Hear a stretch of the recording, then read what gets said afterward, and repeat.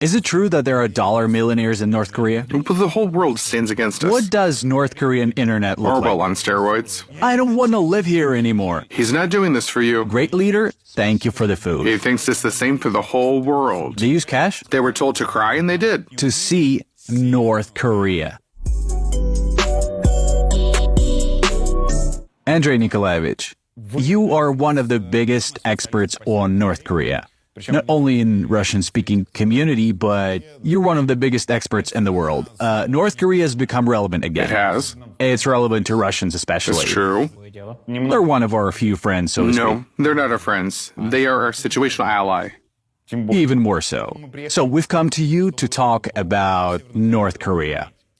I'm going to ask you dozens of the simplest questions about this country.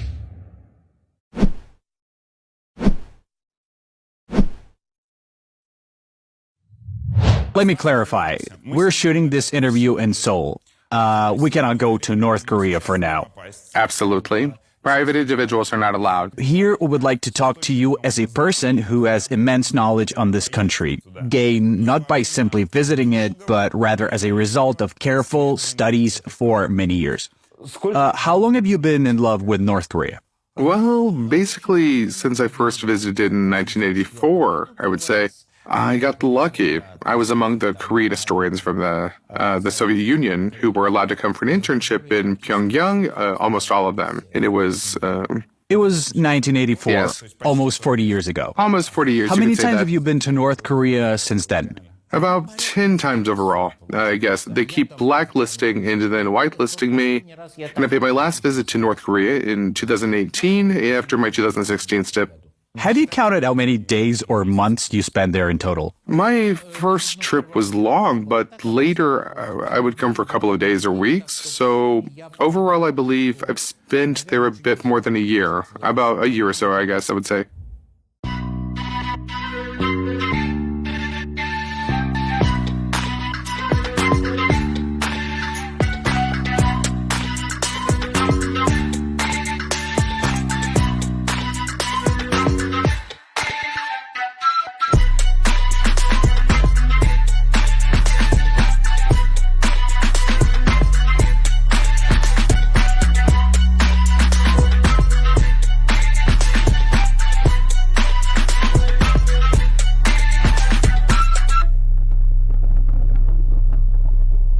I never thought that there is a place, not in the demilitarized zone, but rather near Seoul, where you can come and see North Korea. Yeah, this is North Korea. And? This is North Korea. Well, yeah, actually... but, I mean, it's so close to Seoul. Well, actually, Seoul is located on the border. When sometimes they say that the biggest artillery unit in the world is located north from Seoul, then this unit belongs to North Korea. Some people think that it's an exaggeration, but it's not. Seoul suburbs are located right at the border. Yes, indeed. So Seoul population is around 10 million people. In the whole capital area, it reaches 25 million in population.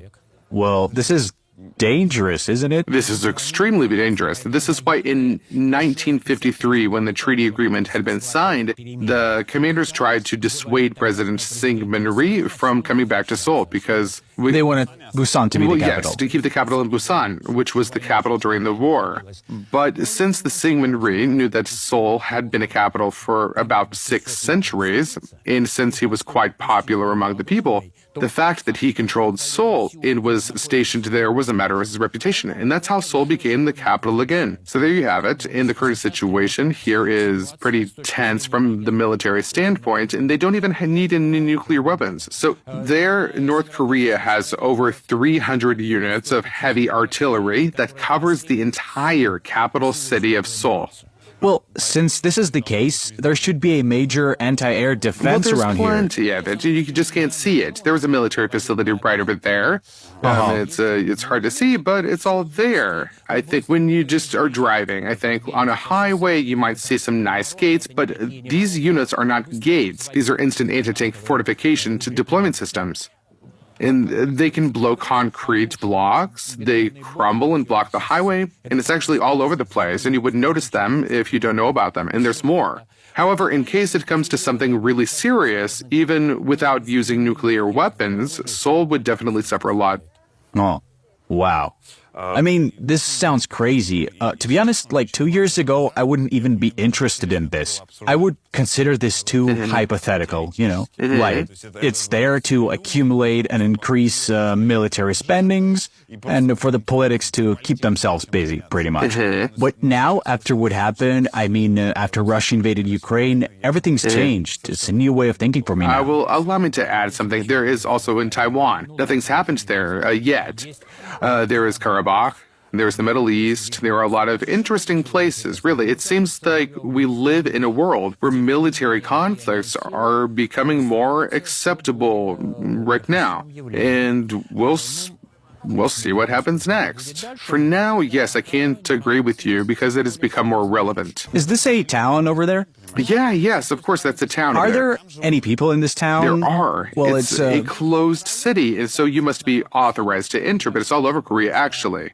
North of Korea, obviously. So you must be authorized to enter this area. But are those people civilians or special service special agents? They're all civilians, local peasants plowing the land. So, I mean, there are people who, I'd like to make it clear, there are people who, if by any chance they have binoculars, they do have binoculars. Those people are able to see this large South Korea flag on a daily basis. So, on this land, there's internet, freedom, and democracy, basically, and over there, there's nothing. Well, to begin with, they do have their internet. Yeah, we'll talk about that later during the interview. Yes, well, keep in mind, there are no random people in this town, so to enter this area, North Koreans must first gain entry numbered, so to speak. So any individual entering this zone must be authorized by the Ministry of Internal Affairs in Pyongyang.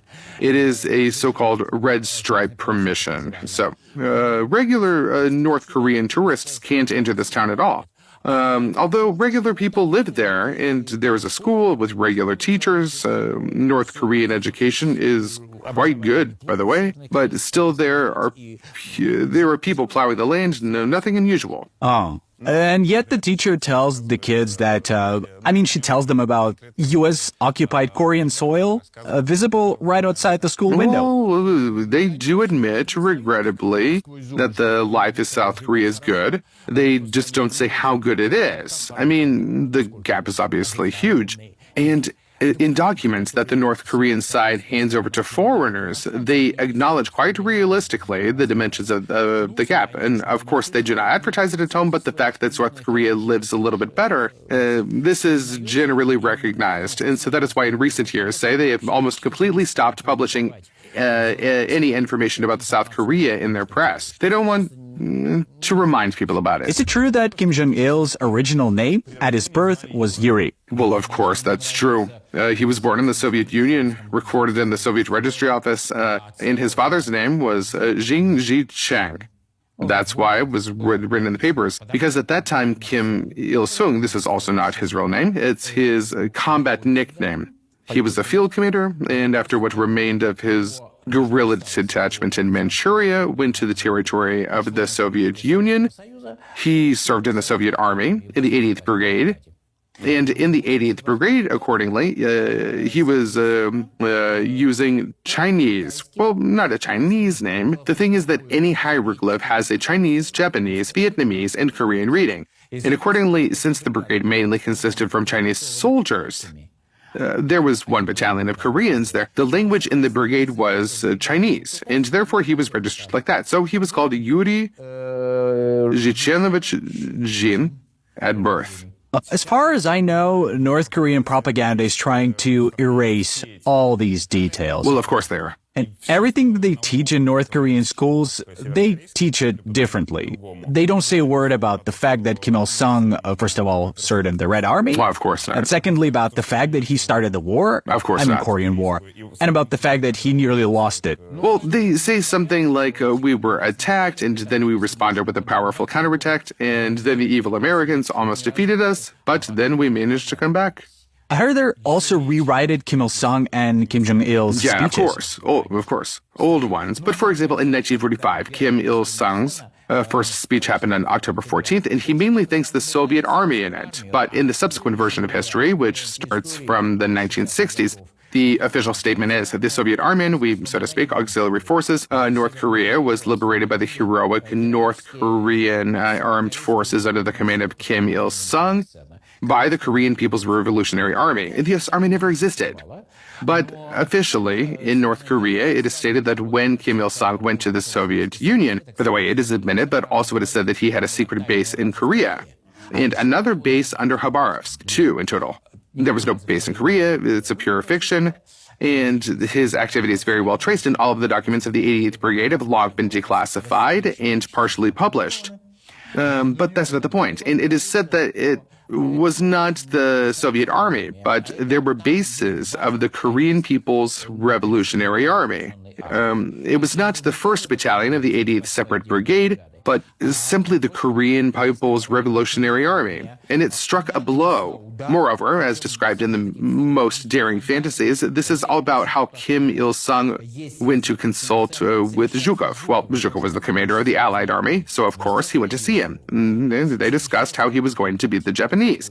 But about the Soviet army, well, they do admit that it also participated. This is not denied. And monuments to our soldiers stand there. They do exist. But as they say now, our allies helped us a little bit, but mostly we liberated ourselves. This is generally the main line of propaganda. The thing is that Kim Il-sung joined the Chinese Communist Party, and he was a member of the Chinese Communist Party, and this can be talked about. He served first in the Chinese, then in the Soviet armed forces, moreover not in very high positions. This can also not be talked about. Why? He is a national leader. And the Koreans are building a history that would be free of foreign influence, a nationally pure history. It sounds quite familiar. Well, I understand why this sounds familiar to you right now, but it sounds familiar to me in regard to not one, not two, but dozens of other countries. To a certain degree, by the way, this is true for everyone. It's just that with the Koreans, what is interesting about North Korea is that there are tendencies that are characteristic of many other countries, but in a somewhat exaggeratedly caricatured form. Well, for example, do they say a lot in America about the role of French troops in the American Revolution, in the War of Independence of the United States? Far from it. But of course, significantly more than is told in North Korea about the Soviet troops' role in the struggle against Japan. Well, in general, as far as I understand, in the States, the position on the distribution of roles in World War II is somewhat different from the European one. That's normal. But the thing is, A, it's a lie. And if you're a normal historian, not a propagandist pretending to be a historian, you read it with a smile.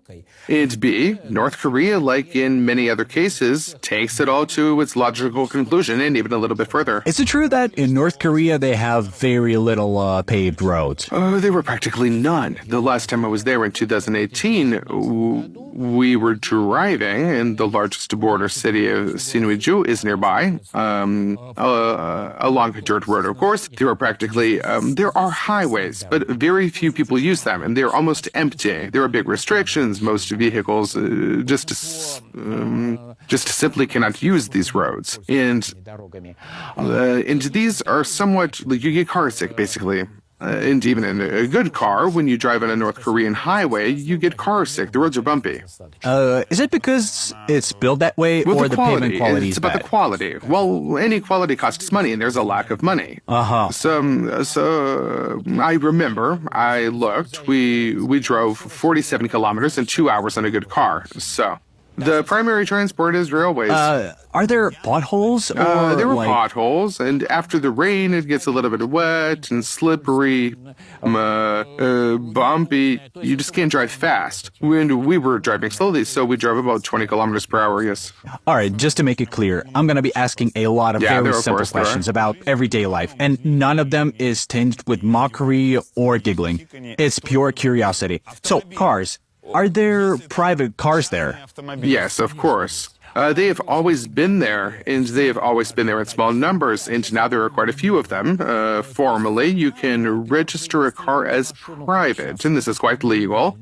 But even the license plate system, there are license plates for private cars. Well, it's hard to explain the system, but simplifying it a bit, the numbers are 4-digit. It is believed that the maximum number is 9999. Oh, so very few of them. Yes, but this should not be misleading. The thing is that a person who has a private car, and there are not so few of them in general, Well, naturally, the entire car fleet, there were about 250,000 cars. That makes it exactly 100 times less than here. And the population is twice as small, but there are there, and it's better to register with some state organization. If you have money to buy a car, then you will definitely find money to resolve the issue with some sort of state organization here, even with a kindergarten, and have your car accepted on the balance, as we used to say in the Soviet times. So with a state organization, it's easier. You'll have an easier time with car service, and there will be fewer problems and so on. What kind of cars are there? Mainly Chinese? Chinese, yes, but mostly there are foreign brands, and Japanese, any kind, but of course Chinese assembly. And now, in fact, Chinese cars have entered the market, yes. There used to be quite a lot of used Japanese cars, but now there are almost none left. Is it true that all Koreans must have a portrait of the senior Kims at home? It's mandatory. Well, what can I say? There must be a set of portraits, either 3 portraits, including Kim Jong Il, Kim Il-sung, and Kim Jong-suk. Kim Il-sung's wife, formerly the first, in fact the second, who was the mother of Kim Jong Il. This is, if you are a boss, then it's 3 portraits. And if you are a simple Korean citizen, then the other set portraits, also Kim Jong Il and Kim Il-sung. And the 3rd portrait is both Kims talking together about some important state affairs. They don't need to have Kim Jong-suk portraits. And they must be dusted daily, right? Yes, there was a special set. A special set includes a special little box, and in it are a brush and a cloth. Not just any cloth, but this is a special one, specifically for caring for the portraits. And they have serviced the checks that the portraits are in proper condition. Well, if they are at work, so to speak, this is periodically checked in the office. The portraits must be in every office. At work, the management carries out the checks, or party management. Can they come to your home? At home. Well, for homes, there's Inminban, the people's group. This group consists of 20, 30, 40 families, and the head of such a group is usually a lady of middle age, and she not only can, but she is obliged to come to your home periodically and check if everything is in order.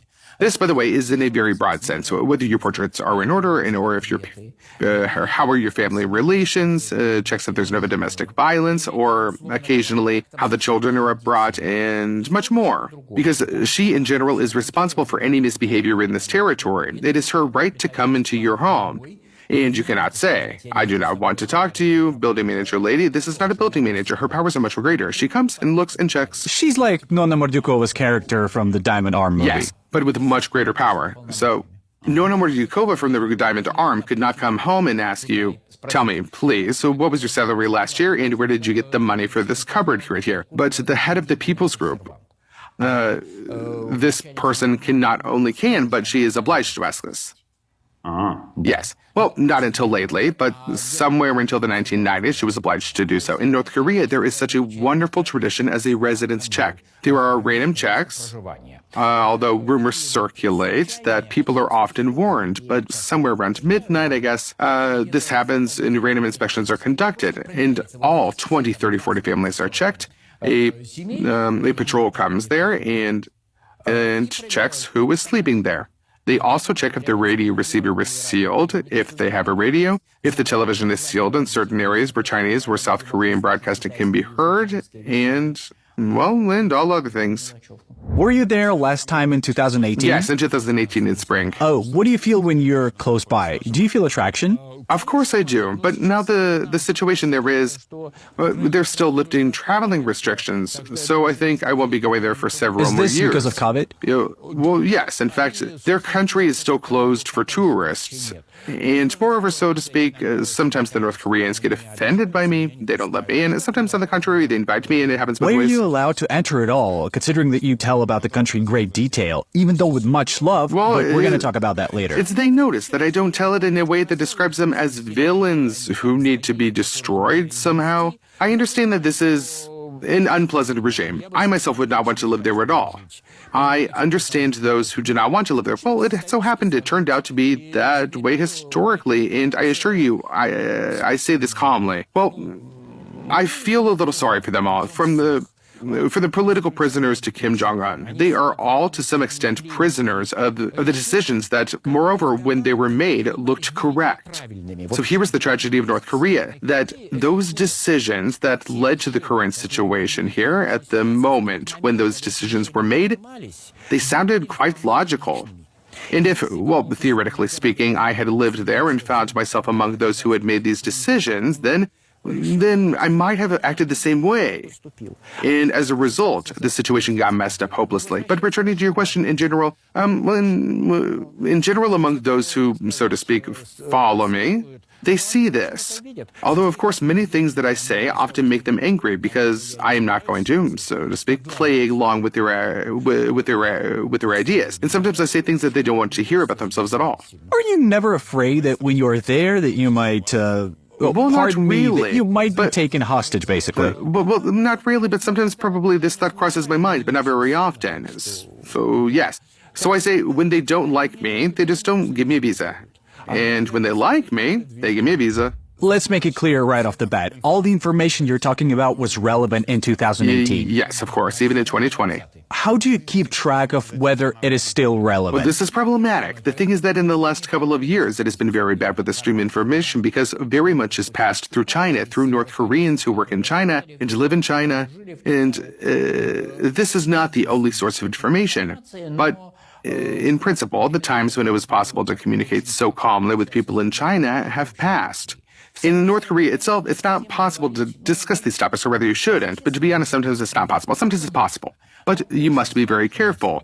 The source of knowledge is always either the defectors or those who are in China. Yes, North those Koreans are allowed to stay in China. Yes, those who, for various reasons, are willing to talk.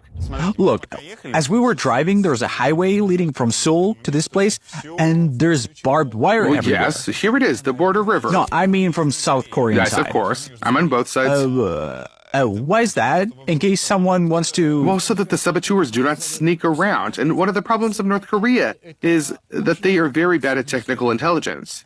They do not have the possibility to conduct satellite reconnaissance. They don't have any allies who would share the data. The data. Well, the data, at least in real time. Maybe they can get something, but first they will have to negotiate for so long that by the time that information will become outdated. So they need to find out, is the South planning something? And how is it done? And is it done the old-fashioned way? There's a detachment, a reconnaissance group that crawls to the airfield to see what is happening there. Meanwhile, they, of course, can be caught. Of course, the South Koreans do not want the North Koreans to crawl to the airfield, so there you have it. That's why it's all here.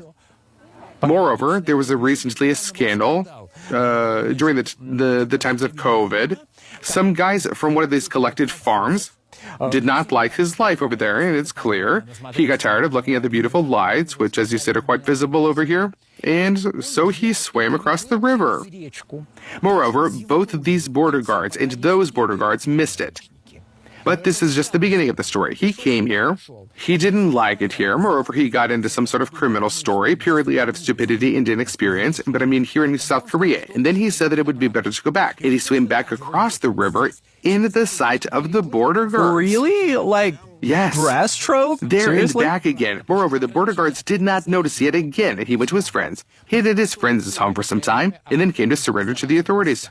To the North Korean authorities, right? And in addition, he was sick with some sort of flu-like symptoms, as it turned out later, but it looked very much like COVID. There was immediate panic, and after that, both there and here, the border guards were screwed up so much that it all ended sadly for them, because when a South Korean petty official with countless debts tries to escape to the north, then those screwed up border guards just, well, they simply shot him in the heat in the end, I suppose. And just because after this story, everyone was told to make sure that not a single gnat could cross from both sides. Just to make sure, is the fate of that man from the collective farm who returned from the north known? It's unknown, but I think that it's nothing terrible. Of course, he will now be working in the collective farm for the rest of his life. Moreover, in a remote one. So he's not getting imprisoned for the escape? Well, it may happen in different ways. Theoretically, he may be imprisoned for some time because this was a big deal. But 10 years ago, they changed their position towards the returnees. If a person returns, then, well, there were several dozens of these cases. Out of about 34,000 escapes from the north to the south since 1953, the majority, say, in the last 20 years, only several dozen fled back. And there were even extremely, so to speak, interesting cases when a person kept running back and forth 3 times, but this is an exception. there is no happiness anywhere. So in such a case, if a person came running, then they would sometimes arrange a propaganda tour for him. They write him a lecture there. He tells people how he was offended in the South and how bad it was for him here, so to speak. A repentance tour. Yes, a repentance tour for propaganda and educational purposes. And then, as far as we can judge, nothing serious really happens to this person. Of course, this puts a red line on a person's career. Although, what kind of career does the guy have from a collective farm, right? Is it even possible for him to leave? Okay, tell us about the second one, the official from the South who fled to the North. You said that his motive was he got that into some crazy debts and decided to escape to the North. Moreover, this is quite unexpected because the North Koreans have not been accepting defectors from the South at all for about 10 to 15 years. So if a person gets there somehow, there are a few such cases. There are a maximum of 4 or 5 cases a year, even fewer now. But the North Koreans do not accept them. They send them back. But the man crawled. And then there was a completely murky story. Apparently, he was detained at a guard post. And according to the North Korean version, he psyched out and started twitching. And then they just shot him so that he wouldn't run away. And they thought that he was trying to run away. And according to the South Korean version, the North Koreans were actively consulting. And apparently, one of the superiors said, shoot this guy, or we might have this sort of back and forth running story again. Those were North Koreans who shot him. The North Koreans, yes, they both say this. The only disagreement is the South and the North Korean versions completely coincide with this story, and the only thing they disagree on is that the North Koreans claim that he was killed while trying to escape, and the South Koreans claim that he was killed after several hours of deliberation on what to do with him. To what extent it is generally acceptable to use defectors as a source of information? I mean, how can they be considered as reliable sources? Oh, the question is tricky. The thing is that I never ask them questions, or at least I avoid asking questions, or if they arise, I do not really take their answers to questions of a political nature very seriously. I am interested in completely different things. Like, how much does grain cost? How did you raise pigs, so to speak? What institution provided you with this truck, I suppose? A private truck of a private farmer, that is. These are the questions I usually ask them. And firstly, they can be perfectly verified because they are not many of these topics that interest me. It is mainly about the North Korean new economy. And almost everyone works, I suppose, more or less similarly. And also things related to prices, to basic things like, or some mass rituals, for example, how to care for portraits of the leaders. Moreover, there is another point. In principle, so to speak, there are people in South Korea who, of course, do not talk with 0.5% of all defectors. I'm sorry, maybe even less than 0.5%. Yes, somewhere around that number. But there are also people who have talked with perhaps even 25%, and they also document this. Unfortunately, almost everything substantial that is published about North Korea is published in Korean. The world doesn't care much. What I am really doing is not interesting to the world. And in the world, North Korea is perceived either as a boogeyman, like Orwell on steroids, I suppose, or as, well, some kind of, well, in the Soviet Union, there is this characteristic, especially in CIS countries, and it is perceived as a lost paradise of the Soviet Union. And most importantly, this lost paradise has missiles, and there are military issues. Everybody studies them. Like diplomats, many people are engaged in academic and various other researches. But everyday life, everyday economy is studied much less. History is also studied carefully, though. Contrary to popular belief, the archives, by the way, are very well declassified, including in Russia. Many say classified archives. No, they're not classified at all. Almost everything is declassified up until the end of the 1970s. How likely is it that the information that was relevant in 2020 will be outdated by 2023? It's likely. The thing is now that North Korea is going through a very turbulent period, I think. And apparently some new period of their history begins. Well, as usual, at historical turning points, information can become outdated not in years, but in months. On the other hand, the country gradually is opening up. Information is being released again bit by bit, and I think not at the same time level as it used to be. North Korea will now be much more isolated than it was before, but we will have some pretty decent information. Moreover, I'm interested in things. You see, I'm not interested in the secrets of the Politburo. Of course, they do not interest me, but even if they tell me about them, I will not believe it. Because I don't know, is the person telling me the truth or not?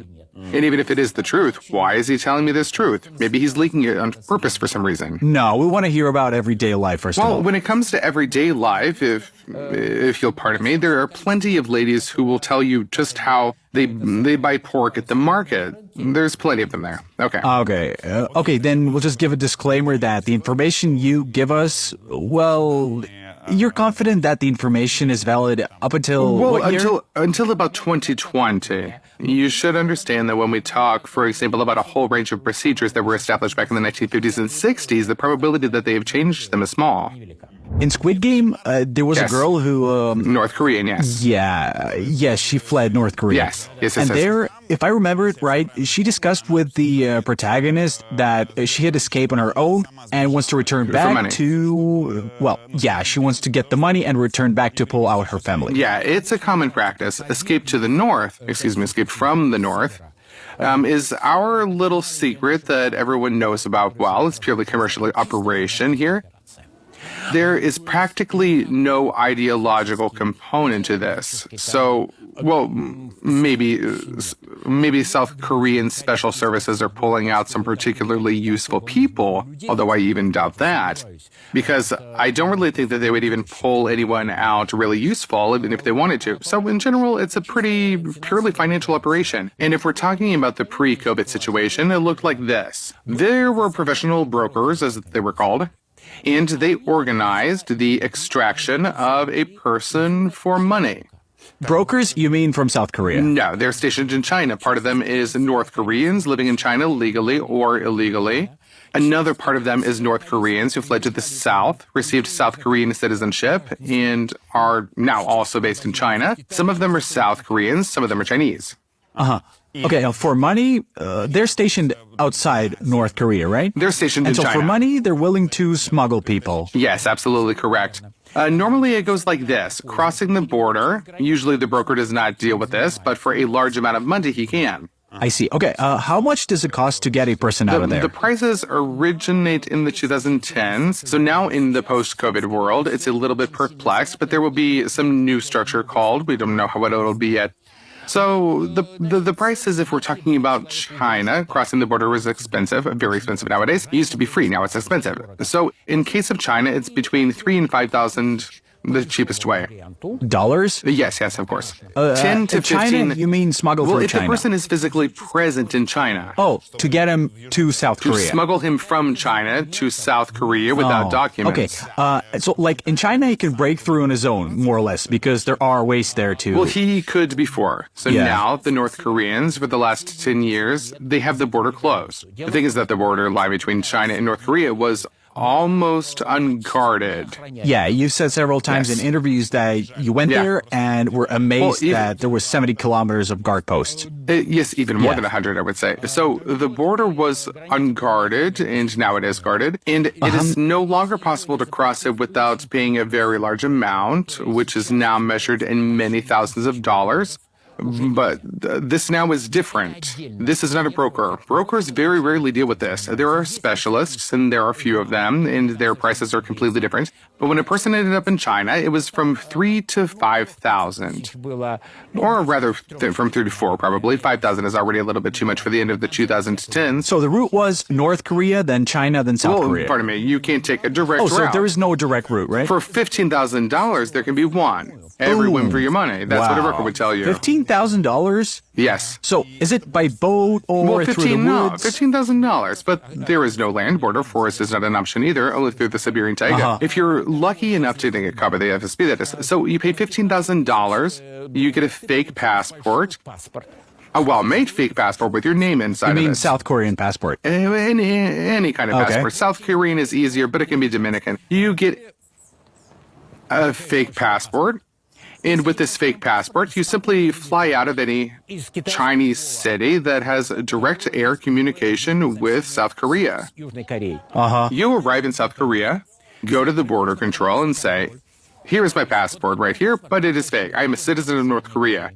The girl at the border control, it's almost always female ensigns. Well, not ensigns, but still, you know what I mean. Well, this is actually true. Yes. She presses a button. Done. A group of people in plain clothes from the National Intelligence Services come in, and they even have a room there, so they take you with you, and then the standard questioning procedure begins, and then they give you a brief overview of local life here.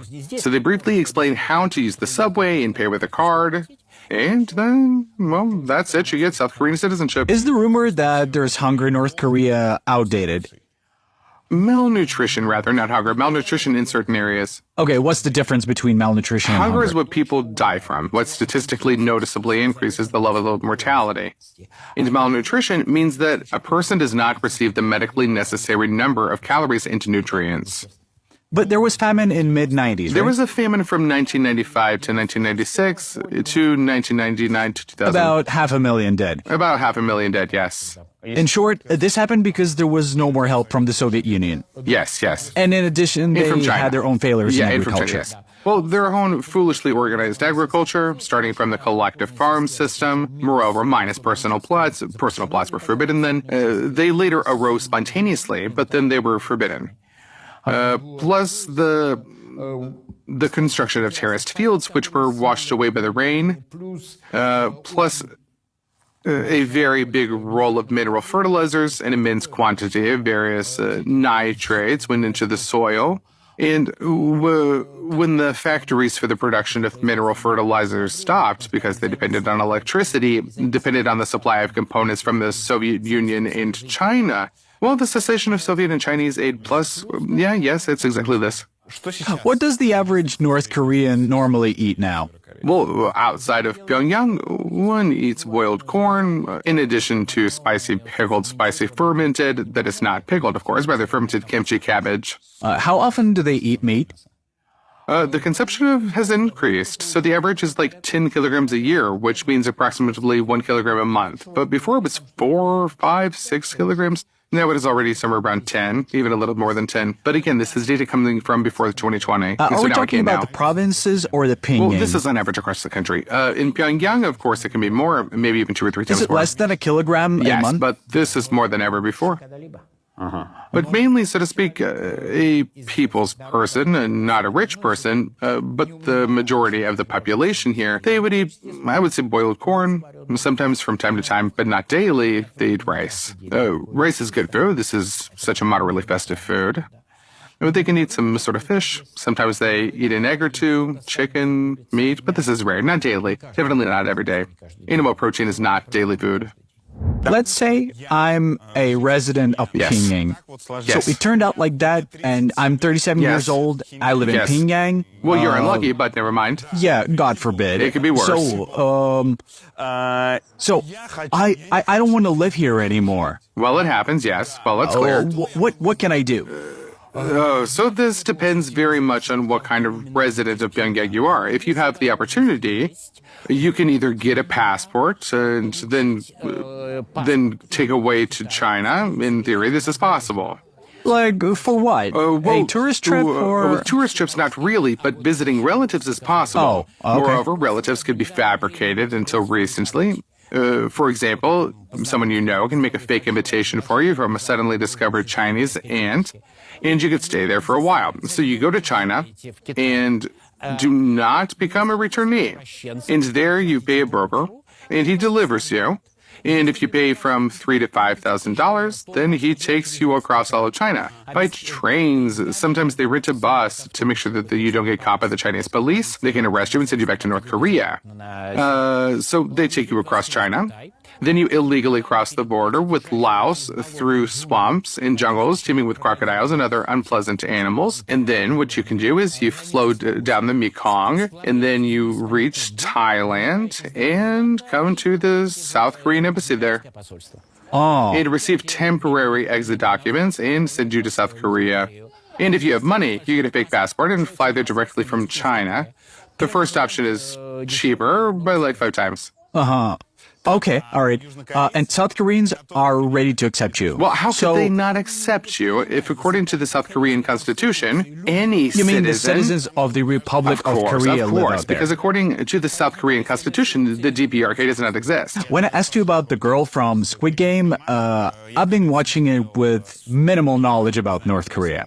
And it seemed to me that the fact that she escaped on her own is already some incredible luck. And to think about the fact that you can actually try to take someone else with you, it basically sounds totally unrealistic. Or is it common?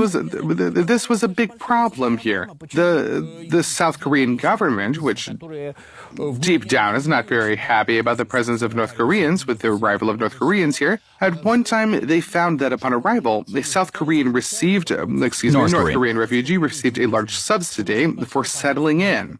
And then this refugee took the subsidy, and using it, he hired brokers who brought his family here.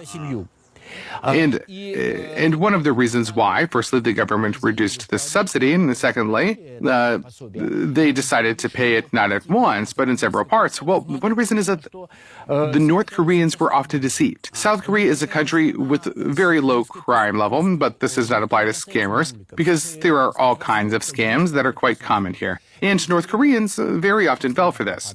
So the second problem is that they gave this money to the brokers, and in order to avoid this, they canceled one-time payments and introduced partial payments within several years, and this is absolutely common practice. Moreover, probably the majority of those who fled here, about 34,000, are people who people who found themselves in this way. Well, people leave. So, well, for example, I still know them, and they live not far from me. A family. They were very successful farmers, and they had a large private farm. And this is actually illegal, but not in North Korea. Nobody cares about this. It's legal partially. A small pig farm and private fields in the mountains. They even had their own truck. Gas generator, by the way, a very exotic one, which emits smoke. And unknowing people think that this is, people think that this is a steam engine. This is not a steam engine, but a gas generator on an internal combustion engine. Well, they used to make these. And the husband, so the way they managed to get prosperous was the husband managed to go to Russia to work in the early 1990s. He worked in Russia, or some money, and then they used this money to get prosperous, and they're very hardworking people. It reminds me a little bit of the psychology of strong peasants. So they say, oh, what famine? Only the lazy die famine. So, well, yes, I was just saying. Yeah. And the husband left for a second time, again to Russia, and he is a bulldozer operator, crane operator. He operated all kinds of heavy equipment. And so he went to Russia, then returned. And in Russia, of course, he read the South Korean press, communicated a little with the South Koreans, and then he told his wife then that we're doing well here. What about our children? And so we're leaving. Well, they had some certain savings, some connections, and they lived pretty close to the border. And they started to leave one by one. And so I believe first they sent their eldest daughter so that she could prepare for the university exams to go to the university. And then they sent, usually the mother goes first. But in their case, they sent the children first and then the father. And then the mother, shortly before the COVID epidemic, blocked the farm, literally put the key in her pocket and left across the border. And there, the broker was already waiting for her, and then they were off to China. Are there stories look, when you look from the outside at North Korea, and when you receive information about it through these numerous myths. Yes, there are many myths. Yeah, and it seems to you, bad. Yeah, it seems to you that if 3 people from one family escaped, then the special services are definitely aware of it, and they will not allow the remaining family member to follow them. There will be an extreme surveillance on that person, who will never reach this broker. Firstly, I repeat that they are, of course, not happy with these escapes, but the escape of the pig farm owners does not really bother them too much, so to speak. Moreover, let me tell you about the remaining family member. No, they will not follow him. The local security officer will periodically come to him and shake some money out of him for bribes, and this is common practice. So that the family member has no problems, he will have to constantly pay off the authorities. And so the majority of refugees come from nearby areas, so most of the 34,000 refugees are people from the border areas. And so this means that therefore, in the border areas, so to speak, if a person goes somewhere, no one knows if he is in China or if he's in South Korea, because theoretically there is a large enough amount of illegal immigration in China. You said about the commission that could break in and check who lives where. Yes, a patrol. What happens if they find out that someone is spending time with a lover at that moment? This is a very big trouble. A trouble or a crime? No, this is not a crime. This is an administrative offense. But there is one feature. Every Korean belongs not only to a people's group, a North Korean, he belongs to an organization. This is not a working group, it is something else. Within the working group, the regular one, there are 3 organizations. I'll describe using Soviet standards. There was the Komsomol, the Youth Union, there was the Party, the Labor Party of Korea, and there are trade unions. But these are not our trade unions. They do not distribute vouchers. This is a somewhat simplified, more generic version of the party organization, and they hold meetings of ideological struggle there, meetings of self-criticism, lectures on the international situation in the world. Moreover, this is held 3 times a week, and you cannot miss it. You also have to speak once a week with self-criticism. So tell what you did to the organization. And what happens then? For example, if they pulled a lady out of her lover's bed at 2 a.m., then they report it at her place of work and at her place of residence. And accordingly, all the neighbors, all the colleagues will know about it. So North Korea is a country with quite puritanical morals, but this would be unpleasant in any case. Let's take the very fun Sweden, for example, right? It was probably unpleasant as in many other cases. But if they cheat, so to speak, it is definitely an unpleasant yes. And in Korea, this is very bad. Will this be discussed in a meeting like in a Fonya movie where they did after the drunken disco fight? Yeah. This is like, the problem is that the hypothetical comrade Kim sleeps with somebody out there, but they will rather discuss the matter that this had not been registered properly. Because you can stay overnight anywhere, that's not a problem. You just have to register before 10 o'clock, and you can't spend the night without registration. You have to come to this lady, the building manager, and register at her place. Then you can sleep with whoever you want. Initially, the same people lived there and here. It was one nation. Definitely. And here they have Coca-Cola, there they don't have it, and that's it. But as time went on, people's diets changed. And moreover, there was a hunger that was absolutely monstrous, taking hundreds of thousands of lives. And even externally, people began to look different. How true is that? This is the absolute truth. And here it is even more interesting than what you said. The thing is that when the first anthropometric measurements were made in the 1930s, they checked the average height of people. Since it was one nation, no one divided the country into south and north, and they divided it into 3 regions, the central, southern, and northern. And the borders do not coincide now, so it's not really clear how to apply this old information to the present-day statistics. But in any case, it turns out that then the inhabitants of the south were a little shorter than the northerners, by a little bit. This is understandable. The northerners historically mixed with the Mongols, with the Manchus, with these huge guys from the northern steppes, and the southerners periodically mixed with the islanders. There was a small genetic presence of both. And accordingly, it turned out that then the economic growth begins in the south. Life sharply improves. People begin to eat meat, animal protein in large quantities, and, well, first they get stuffed with rice, and then what happens is they eat meat and fish in huge quantities. And none of this happens in the north. As a result, the average height in the south begins to grow much more rapidly. And now, among young people, can't say for sure, but the height is something like 5 to 6 centimeters more. You mean the difference? Well, yes, South Koreans are taller. You won't always recognize a separate North Korean, but a group of North Koreans will stand out for 2 reasons. They're shorter, and they have a slightly different face. And they also have a little bit of different skin, because since school, almost all of them, except for the descendants of the richest, most influential families, which does not apply to them, they go to various labor campaigns. For example, they are sent to the village to plant rice to help in the spring, and they are sent to harvest in October when all the other cities almost die out, and all of the townspeople are sent to collective farms. Well, heavy physical labor in the fresh air, So therefore, it may even be good for health, but it's definitely not good for the skin. Are divorces permitted in North Korea? Yes, of course they're permitted, and moreover, there are very many of them quite lately. The thing is that the economic crisis from the 1990s, which led to very serious changes in the social structure of the country, so to speak, among other things, led to the fact that women have a lot of economic power. So firstly, Kim Jong Un himself is a feminist. This is no joke, a real feminist. The Minister Seriously. of Foreign Affairs is a woman. Correct. And the head of his secretariat is a woman. And the role of the second vice president belongs to his sister. You could say, so what? But here's the thing. His father, Kim Jong Il, like his son, had no reliable brothers. Yeah. So the father was looking for a deputy here, and it's a tradition in the Kim family. For the time being, he was looking for a deputy. And he was his sister's husband. Absolutely right. Jung Sung-thak. Do you associate this with the fact that Kim Jong Un studied in Switzerland? Well, it's not me. This is my wife's joke, which I'm happy to quote. Kim Jong Un spent his youth in places where they begin to suspect that a woman is also a human being. And this had an influence on him. Moreover, all this, what you are saying, is well known, but here are some insider information. For example, in recent years, they have quoted us, there should be a certain amount of women taking leadership positions. And we're not talking about some fictitious Supreme Council where everyone raises their hands, but in real leadership positions.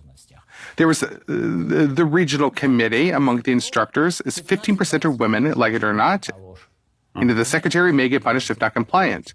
So, there you have it, but this is not the main thing. The main thing is that the country has a mixed economy.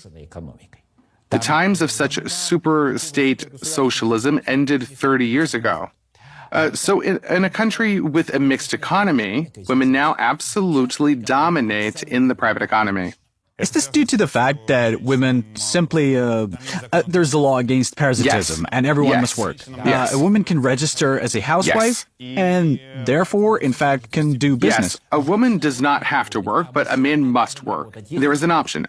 A man can pay money, so-called the August third contribution, that gives him the right not to work. A man can legally not work, and he will not be prosecuted for parasitism.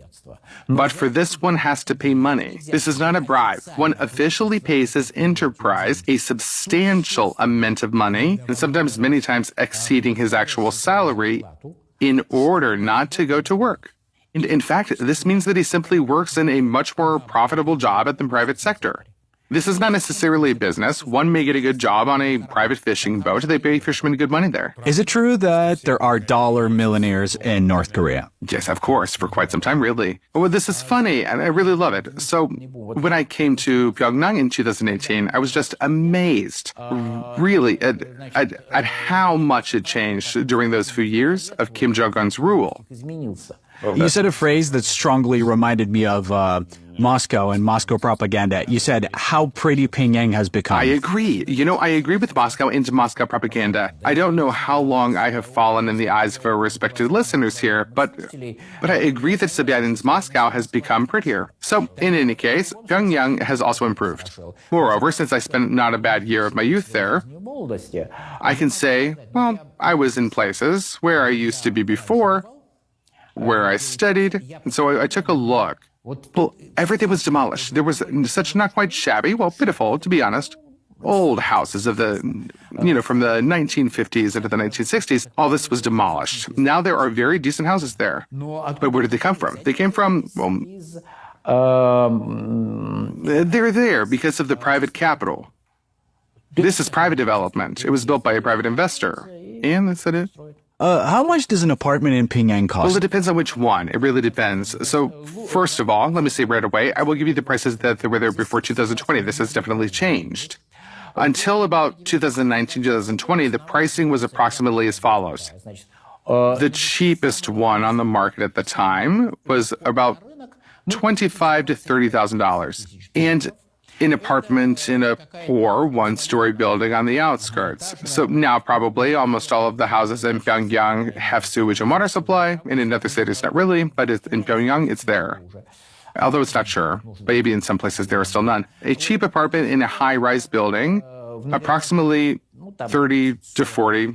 And everything above this, I heard about the deals for around $150,000, but of course this is an exception. A good apartment in those few new buildings in commissioning in the city center costs over $100,000 probably. A video came out a few weeks ago. Russian journalist Skabeva shot a video from Pyongyang, and the buildings there are Central quite impressive. Pyongyang is very beautiful. No. I mean, by looking at those buildings, I have a question. Who buys apartments there? Are they bought by someone, or are they distributed according to the nomenclature? Some part is distributed. The majority is bought. It goes like this. Look, let's say... I'm thinking how to make $1 million in modern North Korea. Well, $1 million, how to say, those who buy apartments in such buildings don't pay $1 million. After, like I said, the apartment there costs about $100,000 at most. And by modern standards, it may even be less. Prices have apparently reduced significantly. By how much is not clear. Okay, fine. How does one earn money to buy that apartment in North Korea? Well, mainly through business, of course. There are private entrepreneurs who can afford it. And there are a certain number of highly qualified specialists, but this is rare. Besides, you can really get an apartment from the state. Usually it goes as follows. The house is built, which means that they begin, well, first how it was built. Let's start with that. Formerly, there was no private construction. So there was a state organization that discovers the land, negotiates on land allocation, deals with initial design, although often it is a private individual who will deal with the design. And so the organization receives permission to build, say, a 25-story residential building on this site, which is good. The organization has no money. They have no experience, but it has connections and it has a seal. After that, they negotiate with people, with investors who invest money. And then they also, well, they hire qualified workers with this money, negotiate with military units. These military units can be paid with apartments that will go to officers later, or they will be sold to the military later to meet certain needs. And, you know, there is corruption, but I would not exaggerate the scale of corruption in North Korea. It exists, but it isn't that bad. So they negotiate on the supply of reinforcement, which means like basic reinforcement and cement, bricks, everything that is needed. Well, maybe some finishing materials as well, but this is rare, and the apartments are normally sold in boxes. They are empty from the inside, and the residents usually finish them themselves. And so these investors provide money, and a small joint stock company is formed based off of these investors. And then they begin to build. And if you want to buy an apartment, you can buy it in advance with a very big discount, because there is still a risk.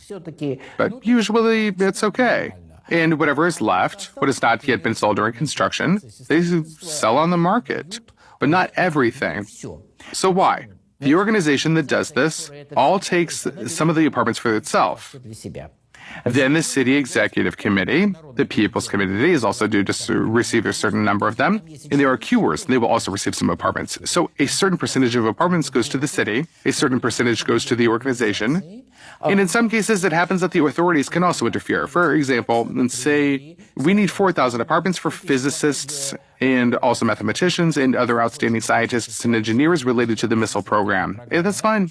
Well, of course, then the authorities and investors have to find a way to somehow wriggle their way out, but this is a real case. They wriggled out in such a way that no one went bankrupt, and the physicists moved into new apartments. Nuclear physicists, by the way. Historians are not entitled to it. Okay, but how do they become investors? How do they make so much money to become engaged in the development? Are they red directors it or all something? circulates around external trade. So if talking about large deals, it is mainly related to external trade. Fish, for example. So the fish trade.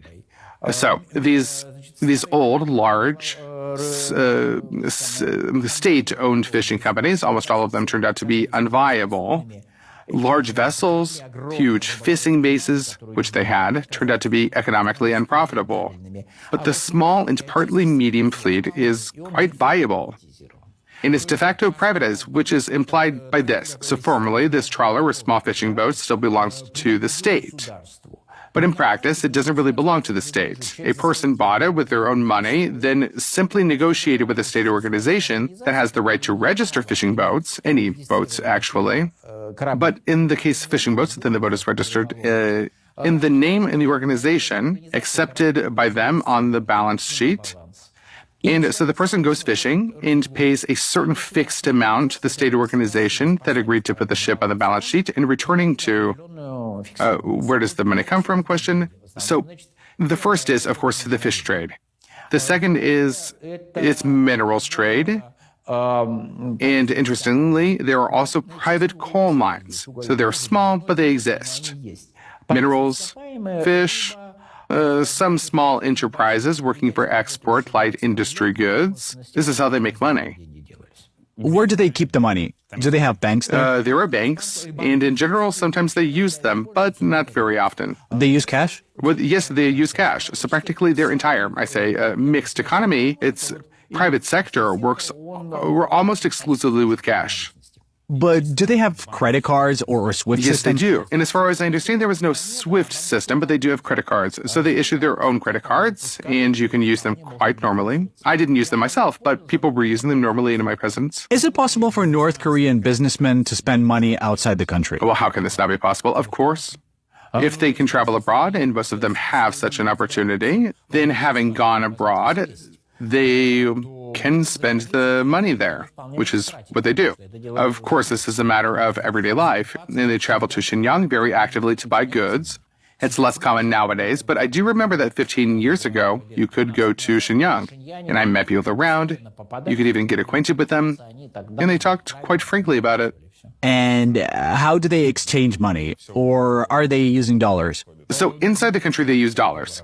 And here are two things. First, a peculiarity of Korea is, although North Korean legislation is fierce by any standards, their monetary legislation has always been quite liberal. So much more liberal than the Soviet monetary legislation.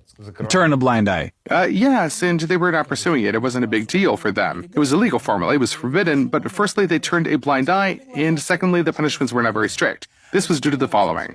In the late 50s, early 60s, they lured a large number of ethnic Koreans from Japan to their side, about 30,000 people.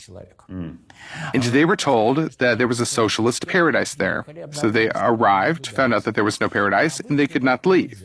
They could come, but they couldn't leave. And they stayed there. And among other things, they were not allowed and even somehow encouraged to write letters to relatives. And then if they were to write letters to their loved ones, friends who remain in Japan, and say, send us some money, and they then began to receive quite large money transfers. So for a while, this was a very important source of foreign exchange income for North Korea, specifically the money sent from Japan to those who left. Okay, were those private transfers? No, it could have been done officially. There were offices used to receive transfers. And so requests were made in letters, but the money was transferred officially. Would they be allowed to keep the money? Why not? They just wanted to bring money into the country. Well, if you have, just to say, a cow and you want milk, would you kill it? No. Or would you rather feed it and clean it and milk it, and we'll be milking it for many, many years to come? And so that is how the money was transferred. And in order to be able to use this money, they introduced a network of stores where they accepted foreign currency. So usually, in general, they did not ask where you got your dollars from, where all of this came from. People just went there and bought whatever they needed. And so they have very liberal monetary legislation. So going back to the original question, the country is, of course, heavily dollarized and yuanized even more. This is mainly about large transactions. So if, for example, you're buying a car or an apartment, you will pay in dollars in cash. And if you are buying, say, a motorcycle or a refrigerator, you will pay in yuan. So their local currency will be used mainly for buying general goods. So theoretically, in order to somehow start a new life in China or in Europe, a North Korean businessman must take suitcases of cash with him, right? He needs to take suitcases of cash with him. How else? How else would he be able to do it? That's the question. A lot of questions will be addressed to him. So if a person wants to flee, then usually if a person is a businessman, then the simplest option is to flee to South Korea. And if he doesn't want to, or some problems have arisen that he needs to wind up his business in North Korea, then, the only way for him to go is to go south. I mean, where else? In principle, one may wait out in China, and I know people who have lived in China for a long time in some kind of unclear, semi-legal status, some even settled legally, but I'm afraid that that's impossible now because they settled legally in the 90s, in the early 2000s, when there was no electronic control system in China yet. So now I think it'll be much harder. How does the world react to a North Korean passport? Can you use it to enter any country? Really well. They get nervous. And in many cases, even the very fact of visiting North Korea means that you'll have to explain the reason, and this happened to me Well, several times. And so if they see a North Korean visa in your passport, in some countries they will ask, what were you doing there? What sort of business did you have? So they don't really react really well. Can a North Korean get a Schengen visa? I don't know. I think so. I can't think of anything. I think so. Just the thing is, everything is possible. It's just difficult. And so if they don't react well, this doesn't mean that they throw you out of the consulate window. But, so to speak, there will be a lot of problems, more than other passport holders may face. Let's imagine that right now, while we're filming, someone wants to move in this direction in a small boat. So what will the South Korean border guards do? Wait a minute, this person must be completely crazy because the boat will be noticeable. Everything is visible from both sides. And the North Koreans will open fire if he manages to. We'll be rooting for him. We'll support him. For him, but his boat will sink and the North Korean border guards will shoot him in 2 minutes. You know what I mean? In 2 minutes. And this place is well swept and there are guard posts. If he somehow makes it over here, if some sort of divine intervention happens, then the South Koreans will try to quickly drag him somewhere. On a boat. No, if someone swims, I mean, there are cases, recently there was one, but they swim on their own. I don't know, breaststroke, crawl, I don't know, but on their own. Without boats. And you said before that North Koreans have to deserve the right to even come close to the water. It's more complicated, not just to come close to the river, but the right to live in this area. And so you are thoroughly checked beforehand. Real people live in there, but in order to get the right to live there, you have to go through a huge number of checks. But no, I mean in general. There must be beaches there, right? Oh, beaches. I understand what you mean. So close to the sea, that's another matter, so to speak. The sea in North Korea has been fenced off for a very long time, since the 1960s. There are 2 rows of barbed wire and a footprint control ship between them. Interestingly enough, they fenced off the sea when their border was not yet engineered. So this level of border security, structures on the border of this level were built at the very end of the 2010s. I believe the 2010s, yes. The seacoast fences are there since the 1960s. Why so? They also feared the inception of South Korean intelligence groups, which was the case back then. And then spy planes appeared, then there became less intelligence groups, if any remained at all. And of course, North Korean defectors. Therefore, a person simply cannot approach the significant part of the North Korean coast at all, and that is only unless he is a border guard. These are certain sections. Yes, there are beaches. There are designated areas where anyone can really go to take a walk or swim or fish. And of course, there is a guard. All of this is clearly marked. And the majority of their shoreline is blocked. Well, in one of our previous episodes, one of our guests mentioned that he made a gift for his girlfriend on her 20th birthday, a trip to North Korea. And when they went to the beach, there was a machine gunner nearby. Is that true? Of course, it's true. So the beach that a person can go to, well, this beach is a limited area. I don't know, 90% of the length of the coastline, even 95% is a limited area. I don't know. But most of it is closed off, and you cannot just go there at all. So, or let's say a port. If it's a fishing port, there is a guard post, and you have to show relevant documents if you approach it.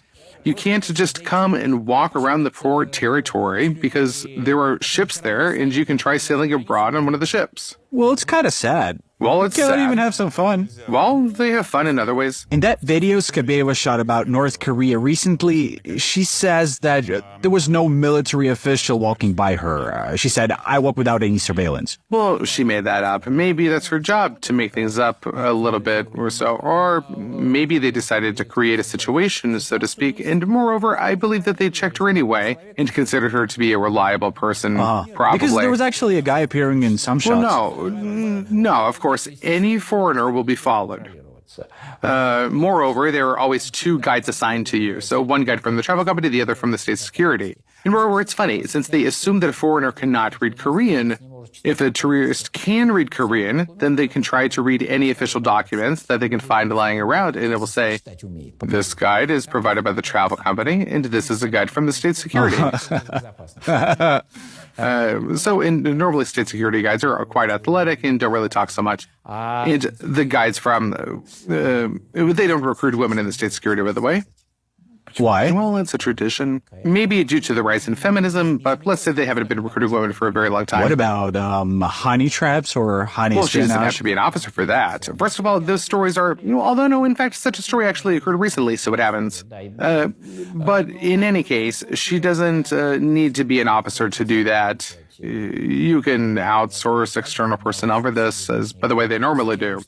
But you see, there's another case currently ongoing in South Korea. A South Korean businessman who supplied various software for state organizations came under an investigation, and he was supplying something related to cybersecurity, something like that. And it turned out that he had a North Korean girlfriend, a waitress.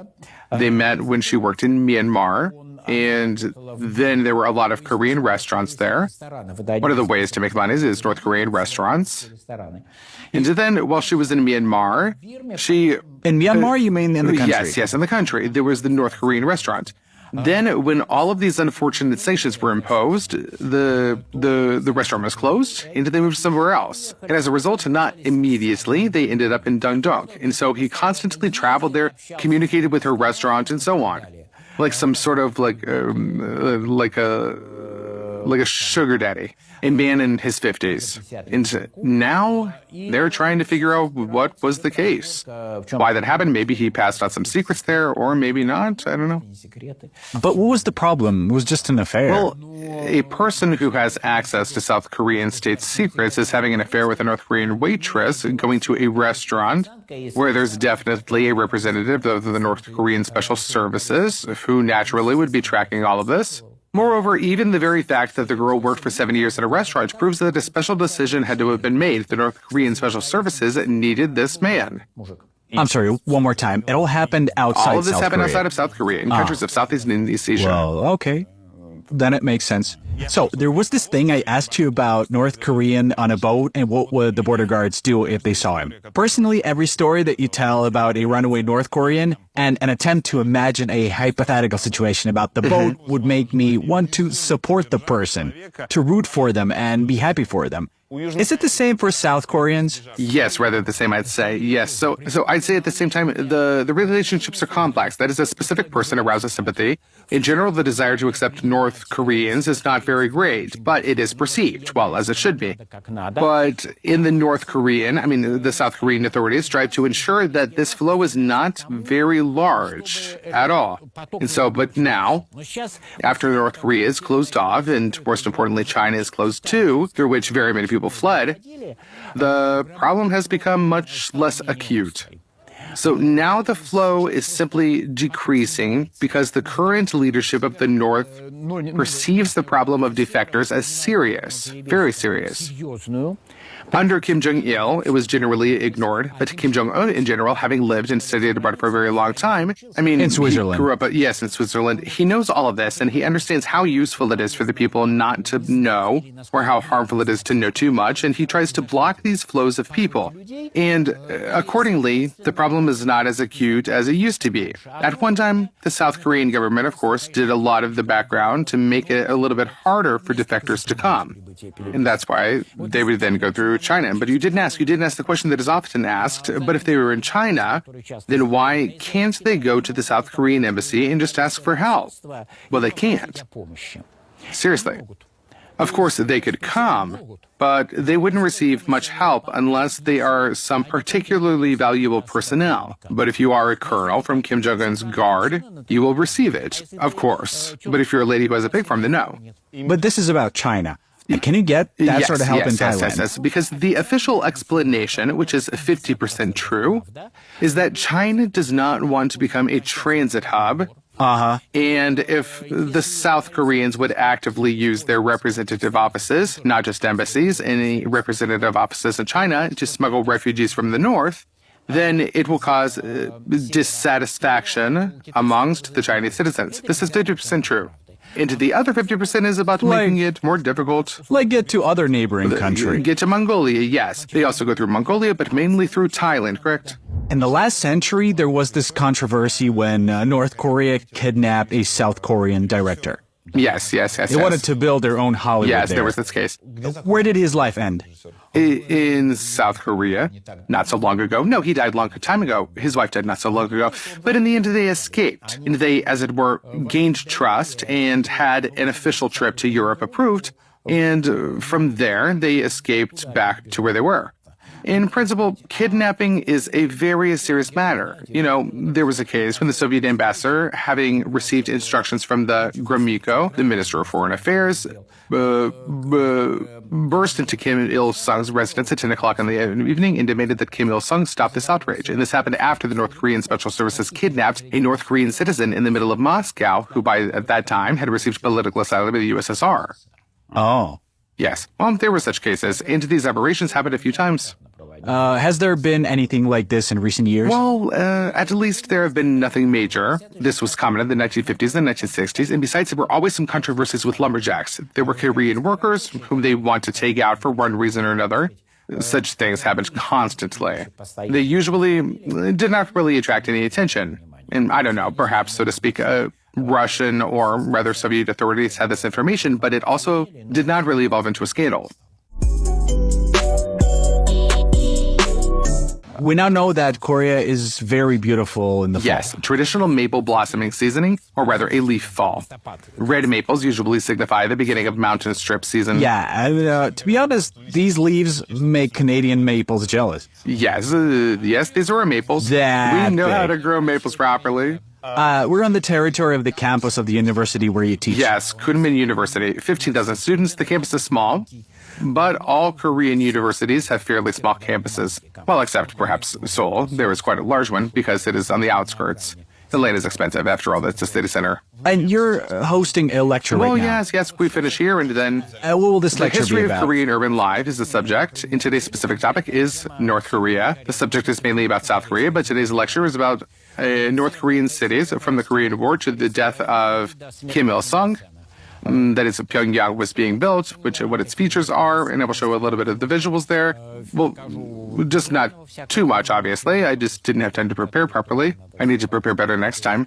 So I will be telling about the features of a North Korean city in comparison to the South Korean one. And you'll read the lecture in Korean. Yes, in Korean. Until recently, no other language worked well here.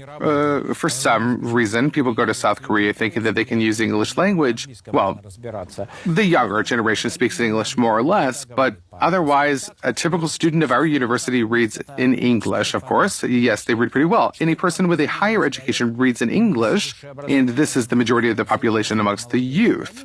But they read tolerably, but they do not speak in English, and they don't comprehend it by ear. They have problems with this. Let's go back to North Korea.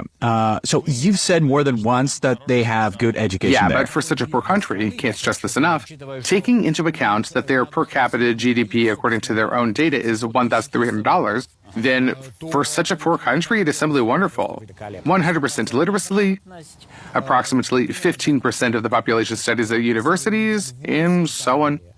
And how does this line up with the number of absolutely meaningless subjects that they Well, teach? it's because there aren't that many of them, and so this is a little bit of an anti-North Korean propaganda meme. And Hold on, I'm quoting your book, because No. in your book well, it it says... depends on how you look at it. So they spend time on these subjects, but there are few subjects. More precisely, there are many subjects, but not so much time is allocated to those specific ones. And if you look at all of these logical subjects, it is 10.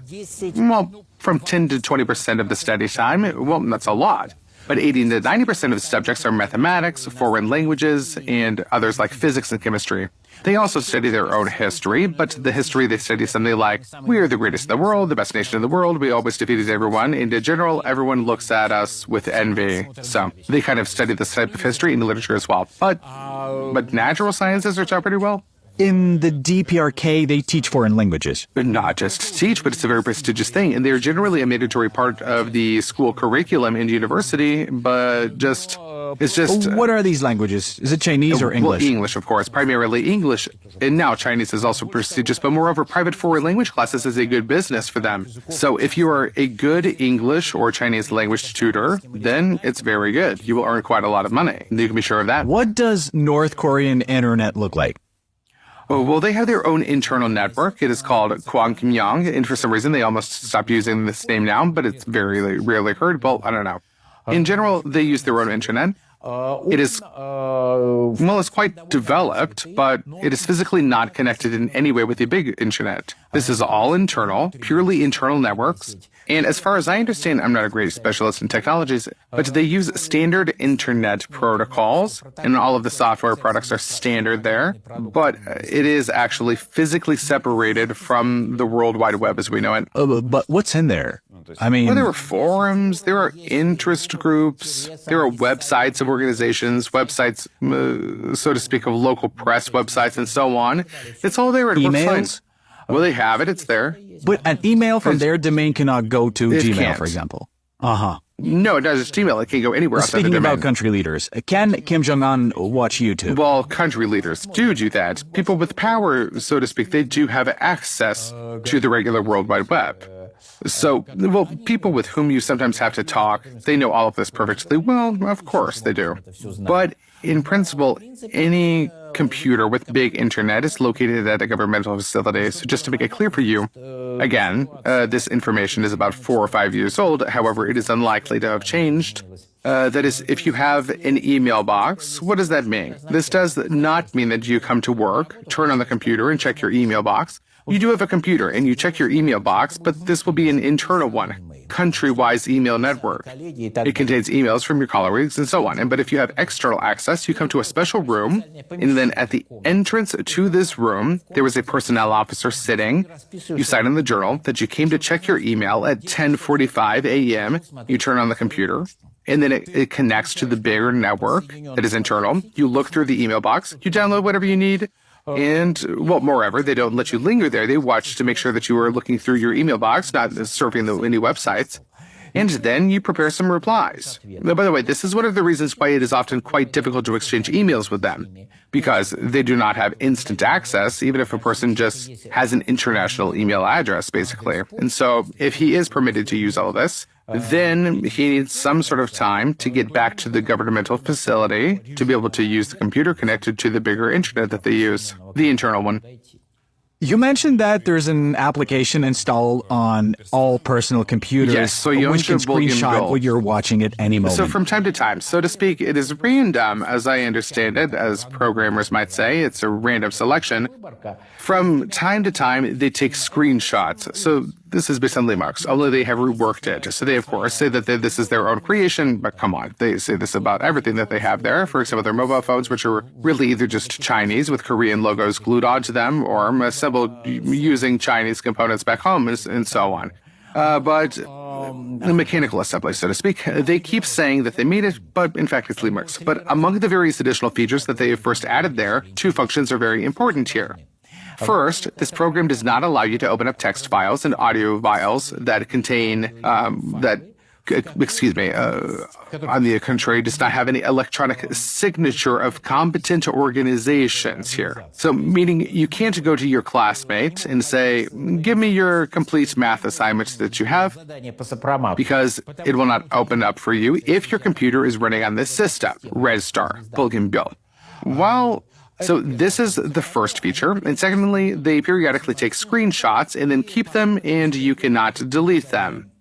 And all the computers are registered, and they should also all be checked periodically. Do they do it to make sure you're not watching South Korean movies, for example? Yes. Or And of something course, from the the most black intolerable market. thing is foreign films for them, especially South Korean ones.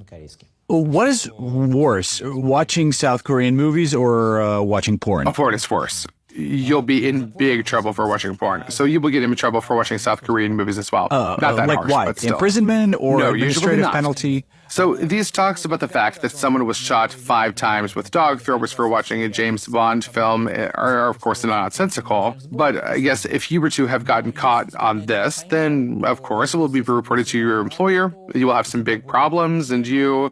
Well, in the worst case, you could even lose your job, and you can be evicted from Pyongyang, which is an even worse condition for you. But this is an extreme case, I would say. In general, there will be trouble. And if you shoot these films, if you make copies of them, then you can certainly get yourself into prison. Well, this makes you a dealer. Yes, if you were a dealer or traded them. If you just watch it, then theoretically this is also, I suppose, a criminal case. But to be honest, I have practically never heard of situations in which people were really imprisoned for this. Theoretically, you could get sued for this, but practically everything is limited to administrative and service penalties. But this is serious. Nobody wants this. What can make you end up in prison?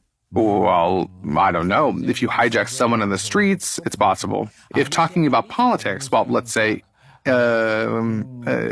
any critical remarks to the authorities and especially to the first family, yes, you will definitely get into prison for this. If you have any conversations that sort of cast doubt on any official features of propaganda, then this as well. Were there any such cases recently? Recently, now I'm trying to remember what I've heard recently.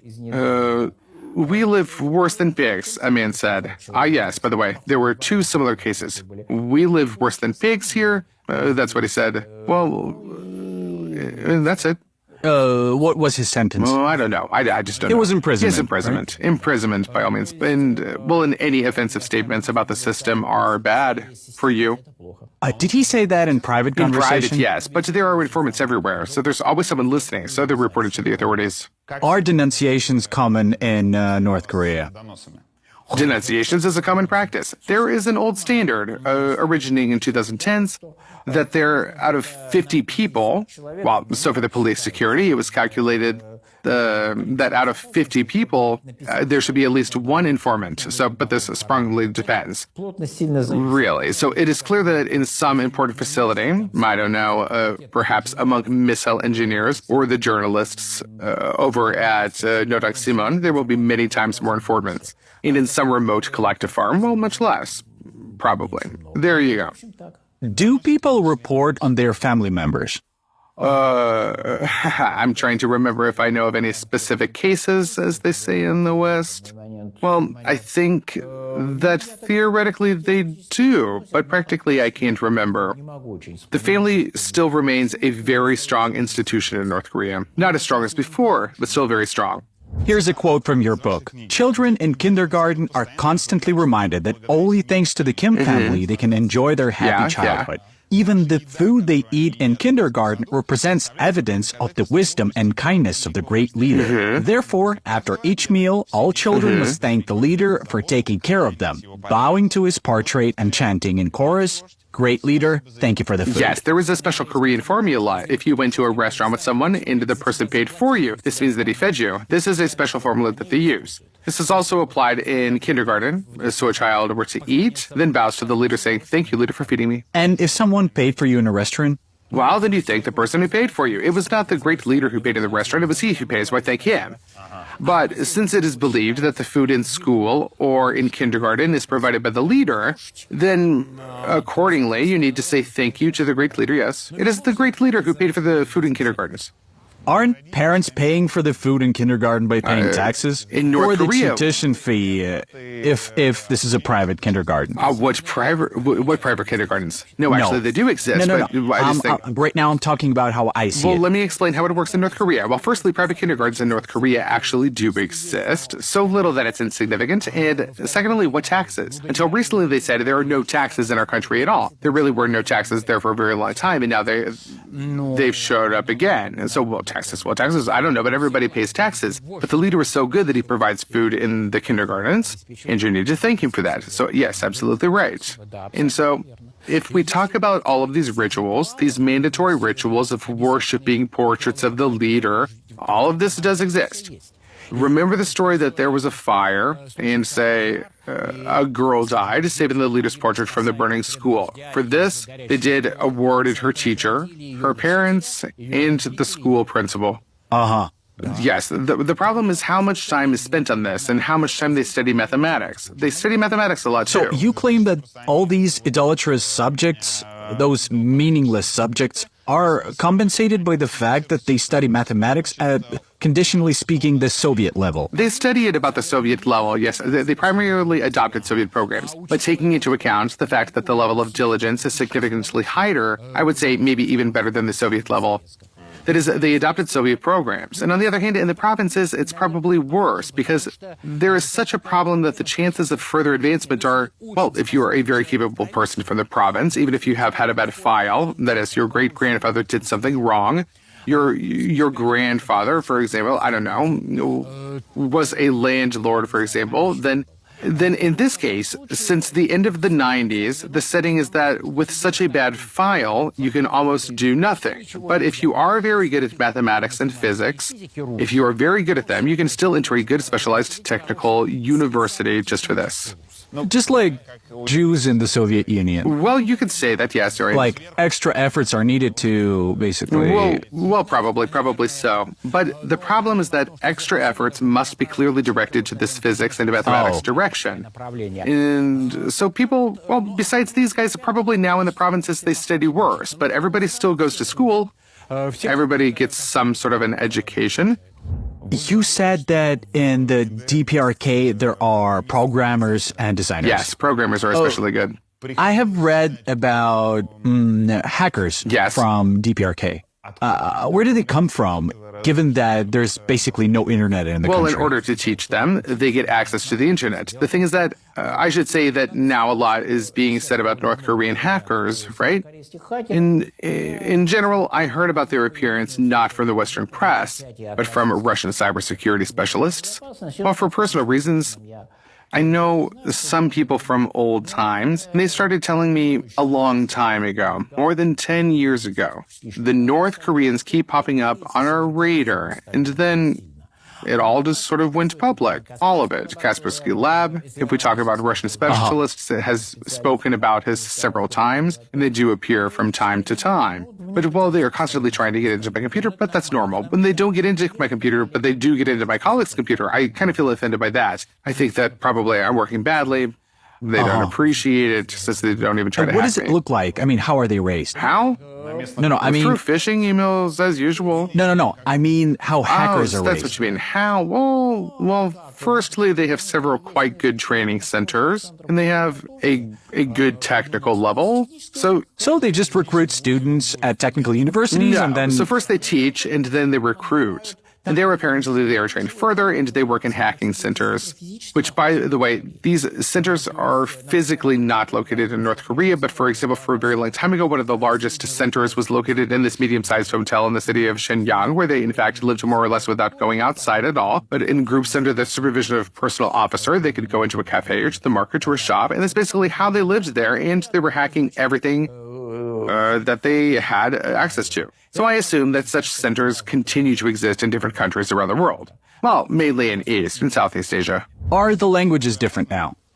I mean, it's a difficult question. For example, let's take a South Korean student who's now walking around the campus. Will he easily understand a North Korean student? I mean, language-wise. No, the pronunciation is not the problem. The North Korean student will speak strangely.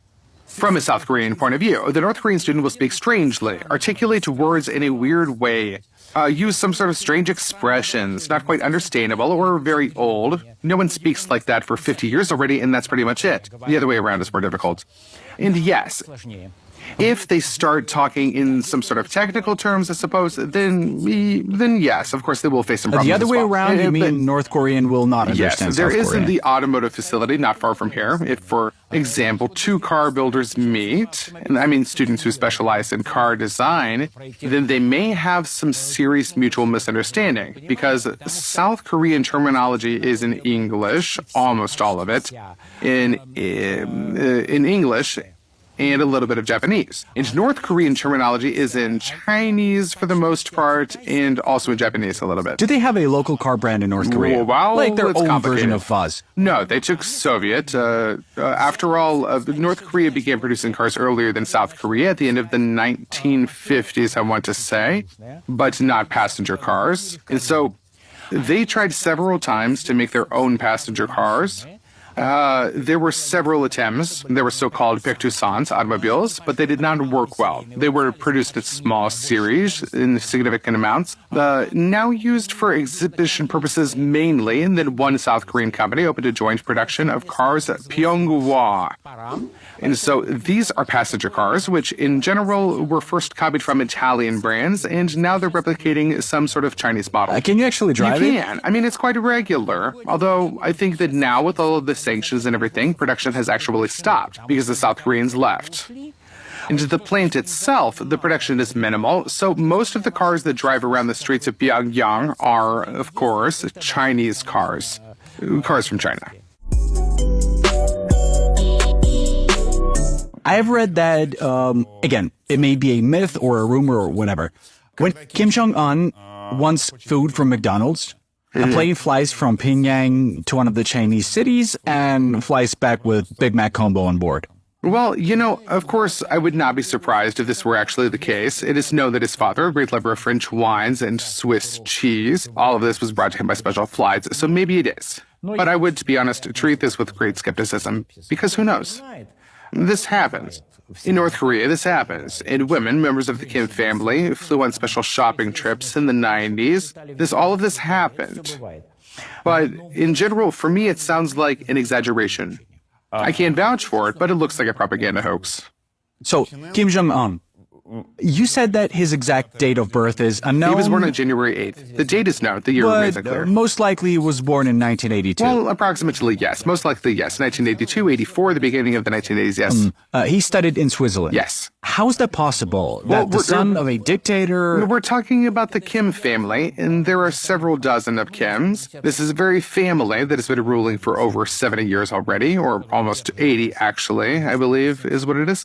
Or, well, yeah, it's probably closer to 80, and which I think can easily hold power for another 100 years for sure. So in this family, precisely in the 90s, there was such a trend to receive a Western education. Not only did he study there, of course, they all studied under false names, of course, and we don't really know who studied where exactly, but at least several more reliable cases are known when young people from these specific families either studied in the West in general, or they lived and interned there for a long time. How did this work from technical standpoint? There was a football player from North Korea in wings of the Soviet football club in Samara, and he lived with some guy who obviously was a North Korean personnel KGB officer. Yes. Well, how prince, did who quite Kim followed the study prince. without any... Formally, Kim Jong Un was the son of an embassy employee. So the ruling family sent their relatives there, minor members of the family, who watched over him, and that's what they did. Well, I suppose that's how. But that's it. And it was okay for Switzerland to educate the son of a dictator? Well, no, not a dictator. There was no such specialization there. The man went to study in high school, and then he studied in senior school. That's it. But of course, among those who pay for such a school, there are children of specialists in mass executions, into dictators, and there are also children of other types of people. Of course, it is what it is. In Switzerland, in general, few entities ask where the money comes from if you're willing to pay. Switzerland has always been famous for the fact that these questions are not asked, which is why it's so loved. What do we know about the Kim family? Well, we know that his wife, whom he is in very love with, they have 2 or 3 children. It's unclear, most likely 3, but it's not very clear. The daughter, Kim Jong Il, became very public since November of 2022, and it's kind of quite interesting. Clearly, she is the heiress. Well, a candidate for the heiress. She's just 11 years old, and it's still a bit early. A cute little girl, a little chubby, just like her dad and mom. And so he goes with her to various official events, moreover, usually to military events. He takes her either to a military plant or to observe for a missile launch. He takes his daughter to work all the time. His daughter goes to work with her father. But there is an interesting, right now there's a completely traditional official iconography now. They sit together, all 3 of them. Sometimes it's just Kim Jong Un with his daughter. Sometimes it's he and his wife. But I say again, he and his wife have very good relationships, and he is the first North Korean leader to show his wife to the public. Because Kim Il-sung's wife, she had a reputation, but it is posthumous. During her lifetime, she remained behind the curtain. And in general, her promotion began when her son was made heir, and it was related to this.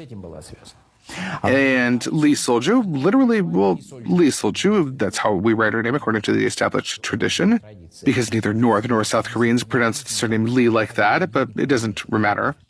And so they write her name as Lee Sol-ju. And accordingly, Lee Sol-ju was, so to speak, demonstrated to the city and to the world, literally in the first months of Kim Jong Un's rule, in the summer in July 2012, which is when it was. So here is the usual iconography. Kim Jong Un sits with his wife, Lee Sol-ju, and the girl Kim Jong Il sits between them. And in the back, there are generals standing at attention.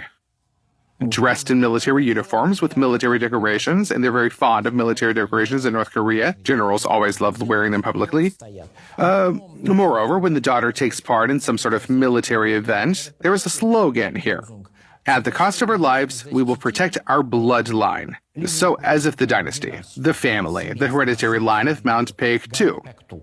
It is formally believed that Kim Jong Un's father was born down at Hawarzk, but on Mount Paek-2. And so this is such a sacred mountain on the border with China. The border runs along it, in fact. So when the girl is there, the slogan says, protect Mount Paek-2. And when the girl is not there, they do not talk about protecting Mount Paek-2. So obviously the young princess is growing up. She's clearly the successor. Should we trust the news about Kim executing the unwanted generals? Well, he certainly ordered executions. In some cases, we have nearly precise confirmations. So no execution has been confirmed, but people have been disappearing. What happens next? They reissue old photographs. Any disappeared general also disappears from the photographs. Same as with Stalin's photos. So this is a common North Korean practice. There are specialists, historians mainly are interested in this. Well, only one of my former graduate students also loves it as much as I do, but he knows this topic very well. So what do they check? They look at how photographs are published, and so they see that a certain person has disappeared and has now reappeared. This person disappeared, and then after 40 years he appeared in the photographs again, and that means that he was posthumously rehabilitated. There was another case. There was another lady who clearly belonged to Soviet intelligence who was a big figure in North Korea. And so she was rehabilitated, as it seems, but she did not appear in the photographs. This means that she was not fully rehabilitated. It's natural. First 5 people stand in the photograph, then 4, 3, 2, and eventually it's just Kim Il-sung. What can a general be shot for? Well, if he's considered dangerous. The thing is that in the beginning, they talked a lot about shootings, disappearances and executions and shootings. I am inclined to think that there were many real shootings there, and there were expulsions from posts somewhere, to the village, to a lady, to the backwoods, far from home. So all sorts of things happened, I would say. So why do you ask? But here was another interesting point. There was a strange game he played during the first years of his rule until about 2017 or so. Kim Jong Un constantly changed people in key positions, namely security officials in key posts. He carefully monitored that a person did not occupy one major position for long, if this was a security official. So this did not apply to the economic sector, but namely to the security officials, so that a person would not occupy one position for too long. For example, during the first decade of his rule, the Ministry of Defense held his position for an average of 10 months. Every 10 months, there was a new Minister of Defense in the country. And so this does not mean that the previous one was shot, no, but this means that he was no longer the Minister of Defense, and they transferred him to somewhere else. And for comparison, this is not a tradition at all. During his father's and grandfather's reign, the term of service of the Minister of Defense was an average of 10 years. And during Kim Jong Un's first years of rulership, it was 10 months, and so now it's not that harsh. He was apparently afraid of some discontent in the military environment, and perhaps a coup. And he was a young guy. For the military, who were primarily as old as his father, or rather his grandfather, for them, he was someone unfamiliar. And who knows what they might have come up with, so he was ensuring himself. So someone who was considered especially dangerous, maybe someone who talked too much while drunk or sober, or maybe even those who were indeed scheming behind his back, all of them just suffered repressions. And I don't really believe in this very much, but I cannot fully exclude this possibility. Are ordinary people executed in North Korea? Of course they were executed. Of course they're executed. For what? For anything. They are executed for serious political affairs. This is the basis of the matter, but also for any criminal offense. Even for, in olden times, they could have been executed for killing a bull or a cow. This may sound scary, but it's not scary. The thing is that it's understandable. The country is very underdeveloped, and if you kill a cow there, then you condemn the village not to hunger, but to hard times for many other people. It's very difficult for them.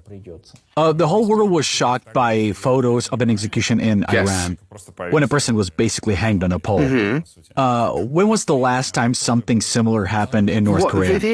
They make decisions themselves. So sometimes they make decisions about public executions, and then sometimes they don't. When was the last time public executions took place, you ask? Quite a long time ago. But I would say for about 10 years, I have not heard reports of public executions at all. So what this happens in batches. Say they conducted an execution campaign. Then it was quiet. By the way, an important point. I have not heard of a single public execution for political crimes.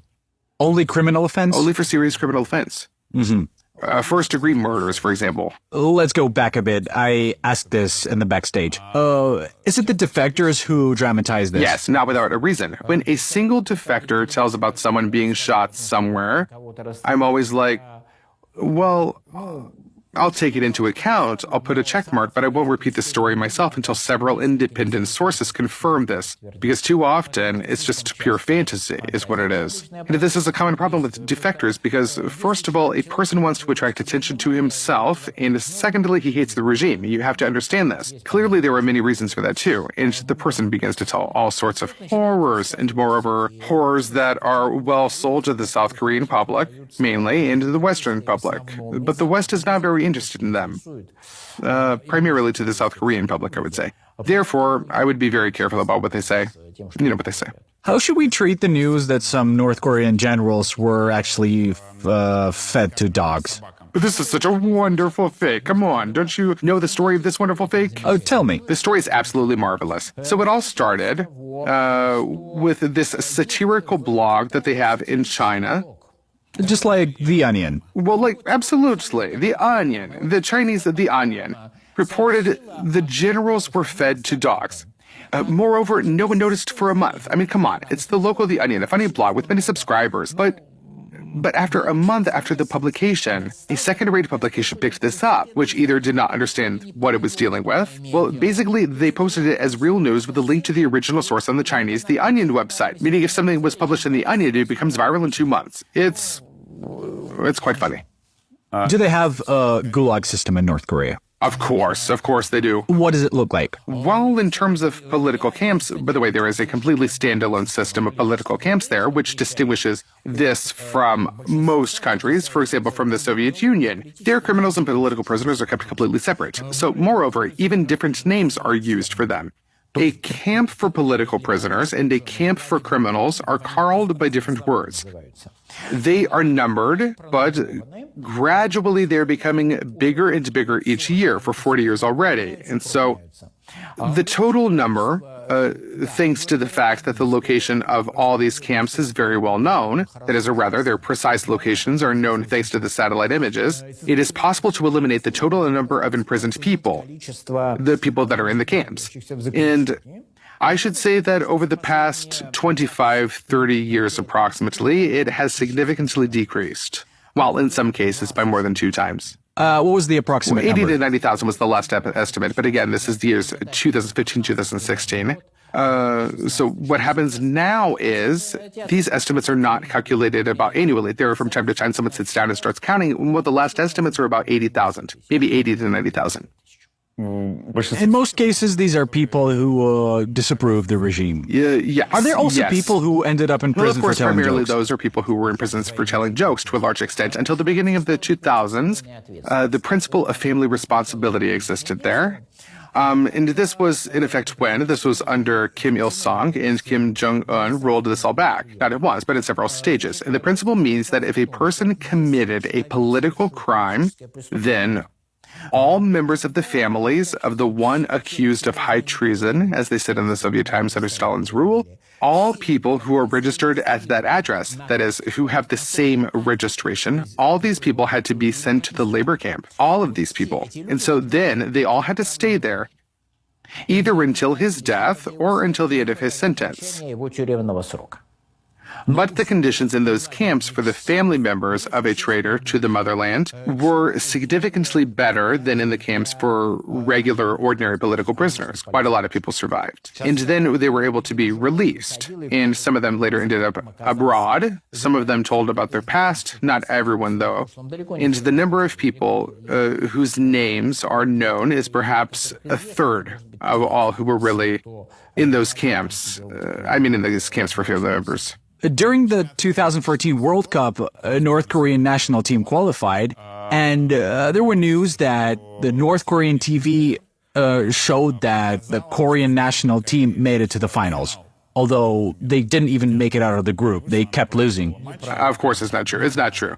North Koreans, if there are any unpleasant moments, usually they decide not to talk about them at all. So now during the Asian Games, when they had been winning, they wrote about this a lot. And when they lost, they either did not write about it or mentioned it briefly. And this is another one of those funny stories that they tell about North Korea, that they're able to talk about the country. Meaning, if they're losing, they wouldn't say it as if it was a draw or even a win. Either they will briefly mention it or they will not mention it at all. The second option is more likely, but they will not make it up. Have you seen videos where Kim Jong Un casts from the shore on a boat and people cry? Yes. What was it? Well, they were told to cry, and they did. What would you expect? That's propaganda for you. When seeing Kim Jong Un or Kim Il-sung or any member of the ruling Kim family, you must demonstrate joy while looking at them.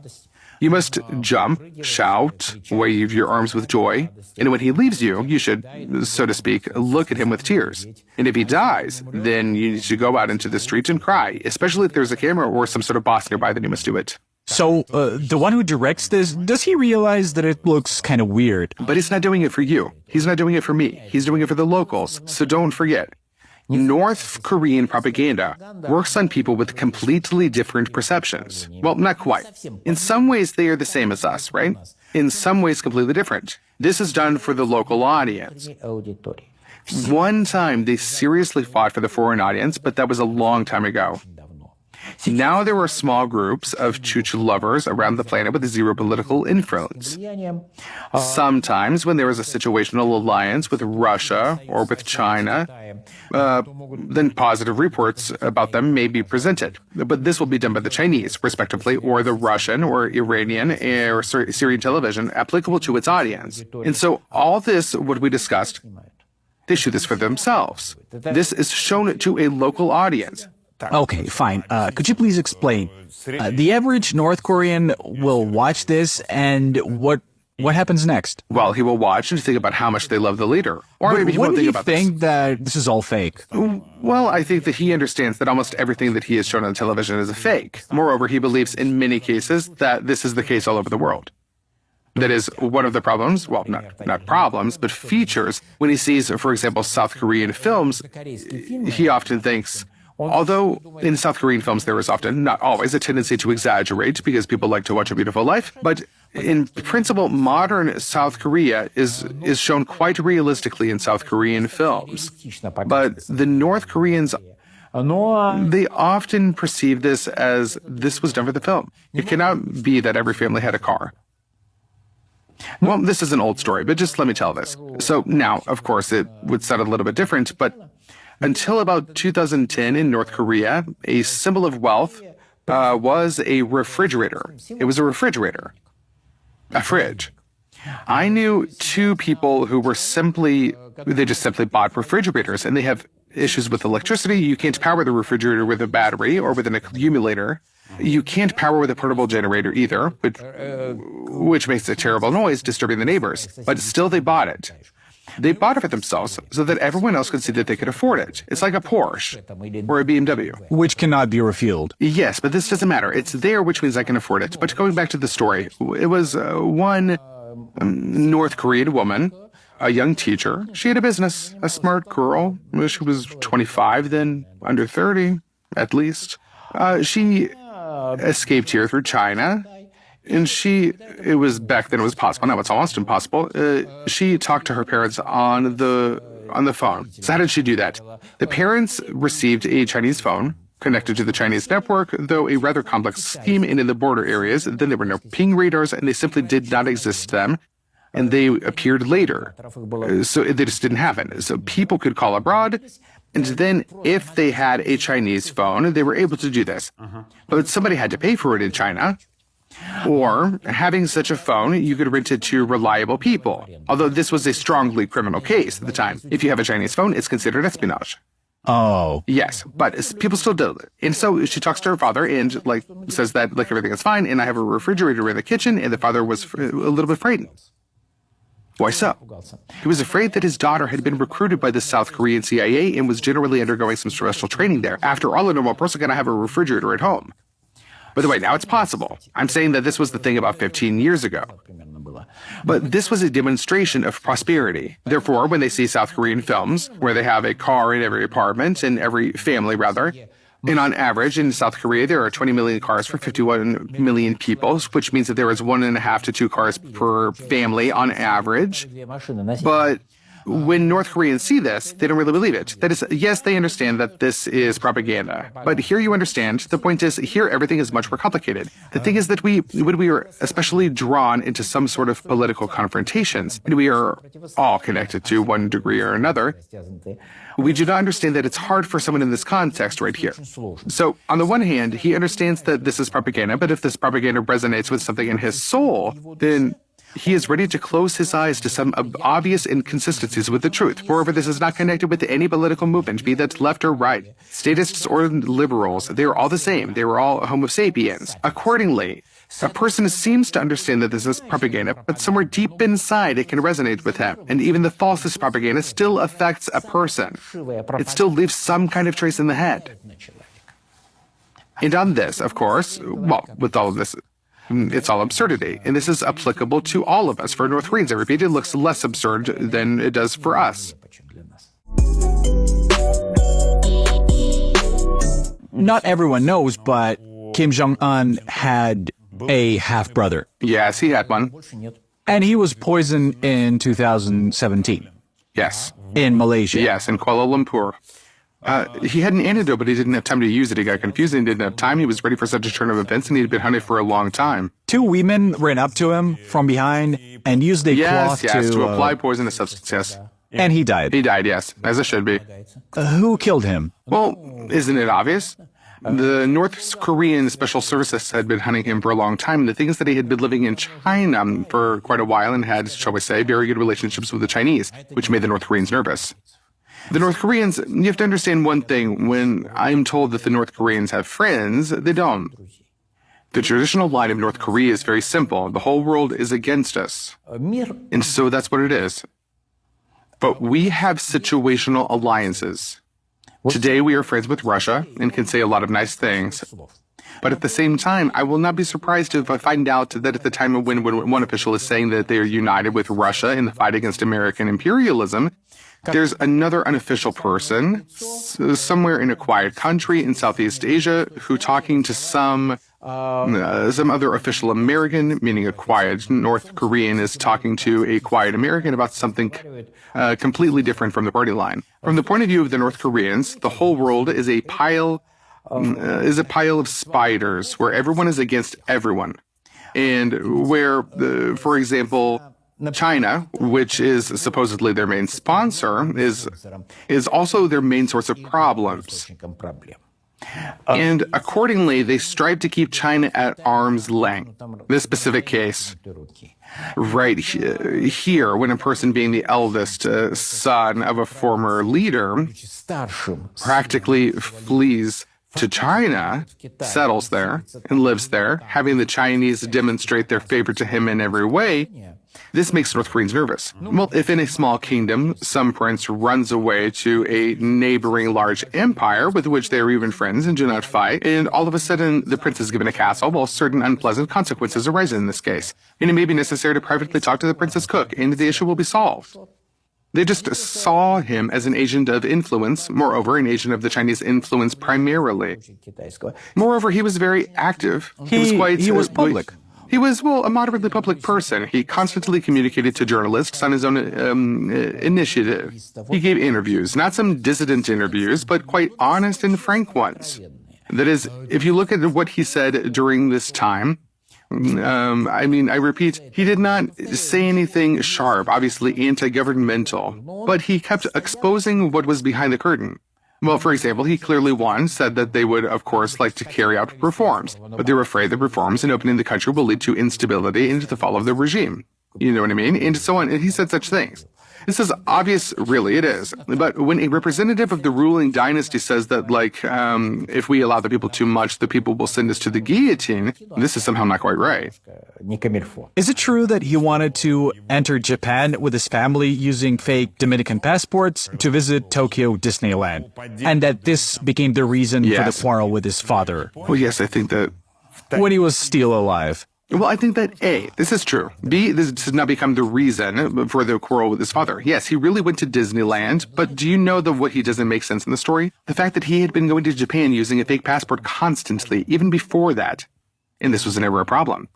For some reason, the Japanese, who in principle knew who this person was, when he came to them before with different passports, decided to stop him down at the border control, where they stand.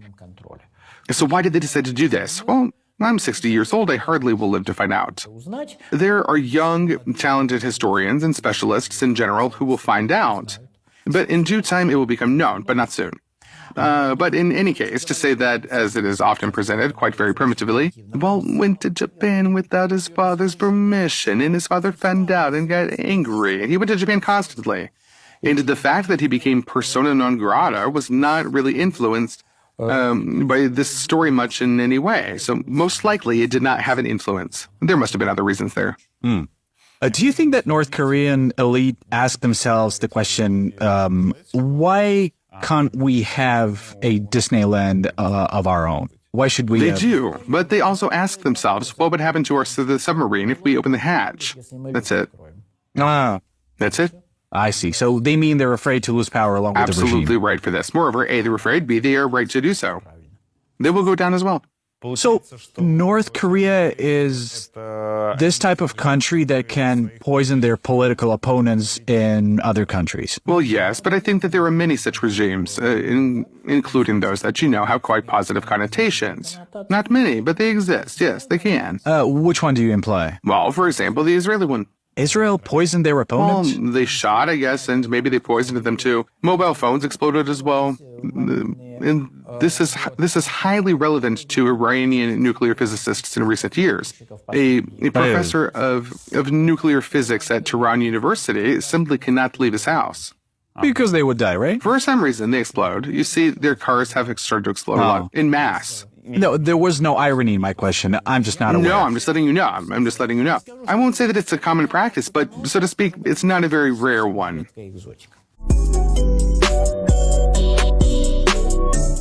What does an average 30-year-old Pyongyang citizen look like? Well, it depends, really. What can a person work as? Pyongyang remains an elite city. There was a large number of officials of various kinds. There was quite a large number of various management employees close to the officials. And there were many scientific and technical employees.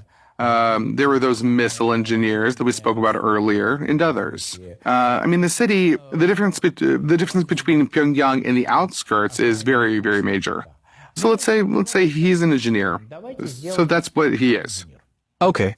An engineer of the MIC, let's say. What would be his salary? He won't be earning much, especially if he is an engineer of the MIC. This is the state sector. All the military industry is state-owned. At the current exchange rate, he's be earning a couple of dollars a month. But don't be scared by that number. Don't be scared. A couple of dollars? Yes, about that sum. Not 50? No, not 50. A couple? A couple. But besides this, he will be receiving bonuses.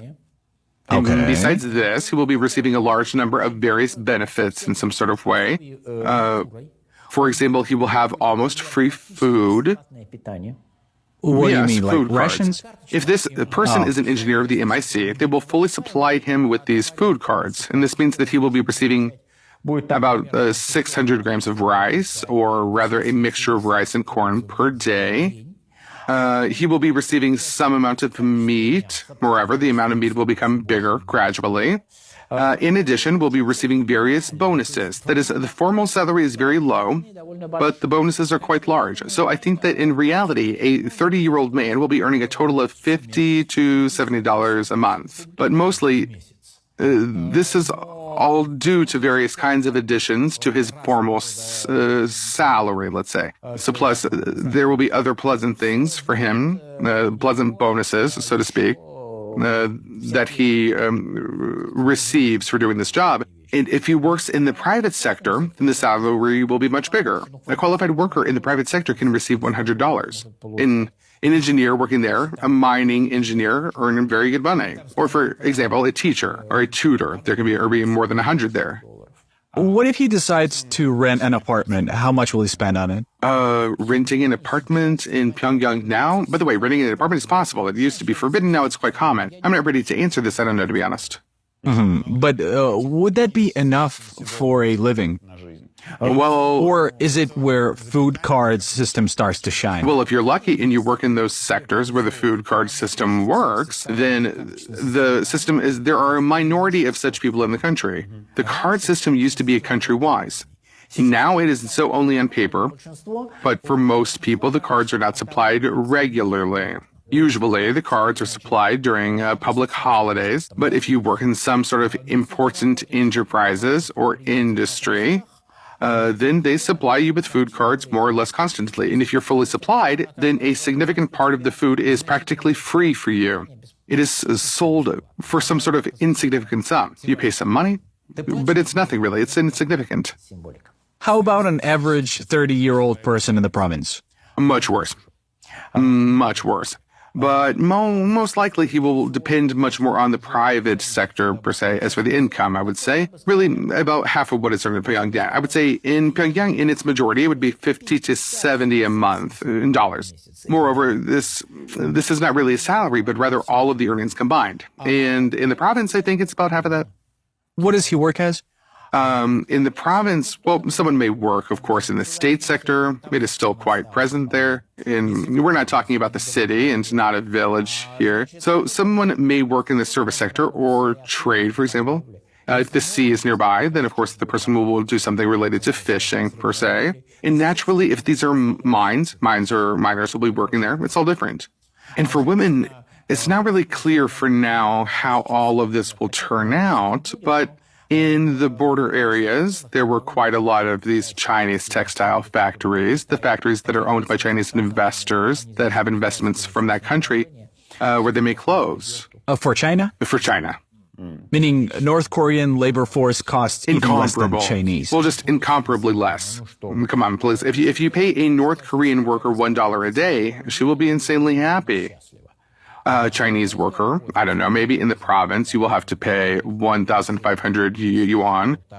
This, pardon me, is about $330 to $300, somewhere around that amount, I would say, probably in that sort of area.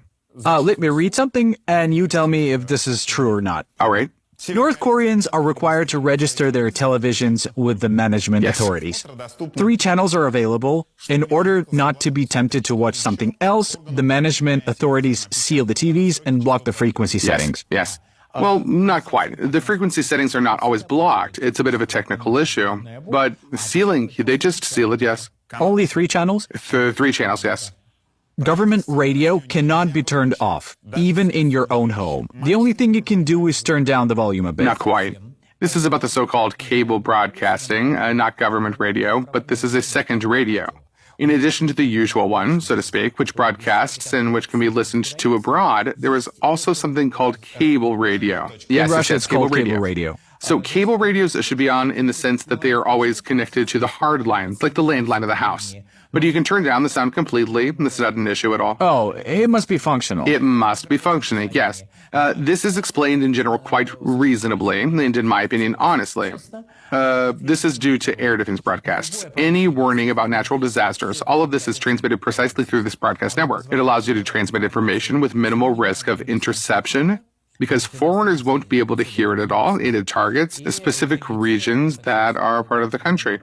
North Korean men can only wear short haircuts. Moreover, only 28 hairstyles approved by the state. So 28 hairstyles, these are just recommended ones that hang in the hairdresser's office, but you can have others. So short haircuts, yes, they are fine for long hair or for dyed hair. Here is a story from very recent history from 2018. In fact, there were 2 things here. I just saw these patrols. I was there at the time, and especially outside of Pyongyang, fashion patrols, women's union patrols were actively operating, which stopped people who violated, so to speak, the prescribed socialist norms with their dressings, meaning they fined people with dyed hair if they walked around. Were there such cases? In general, yeah. I have an acquaintance who is Chinese and has a residence permit in North Korea where he lives.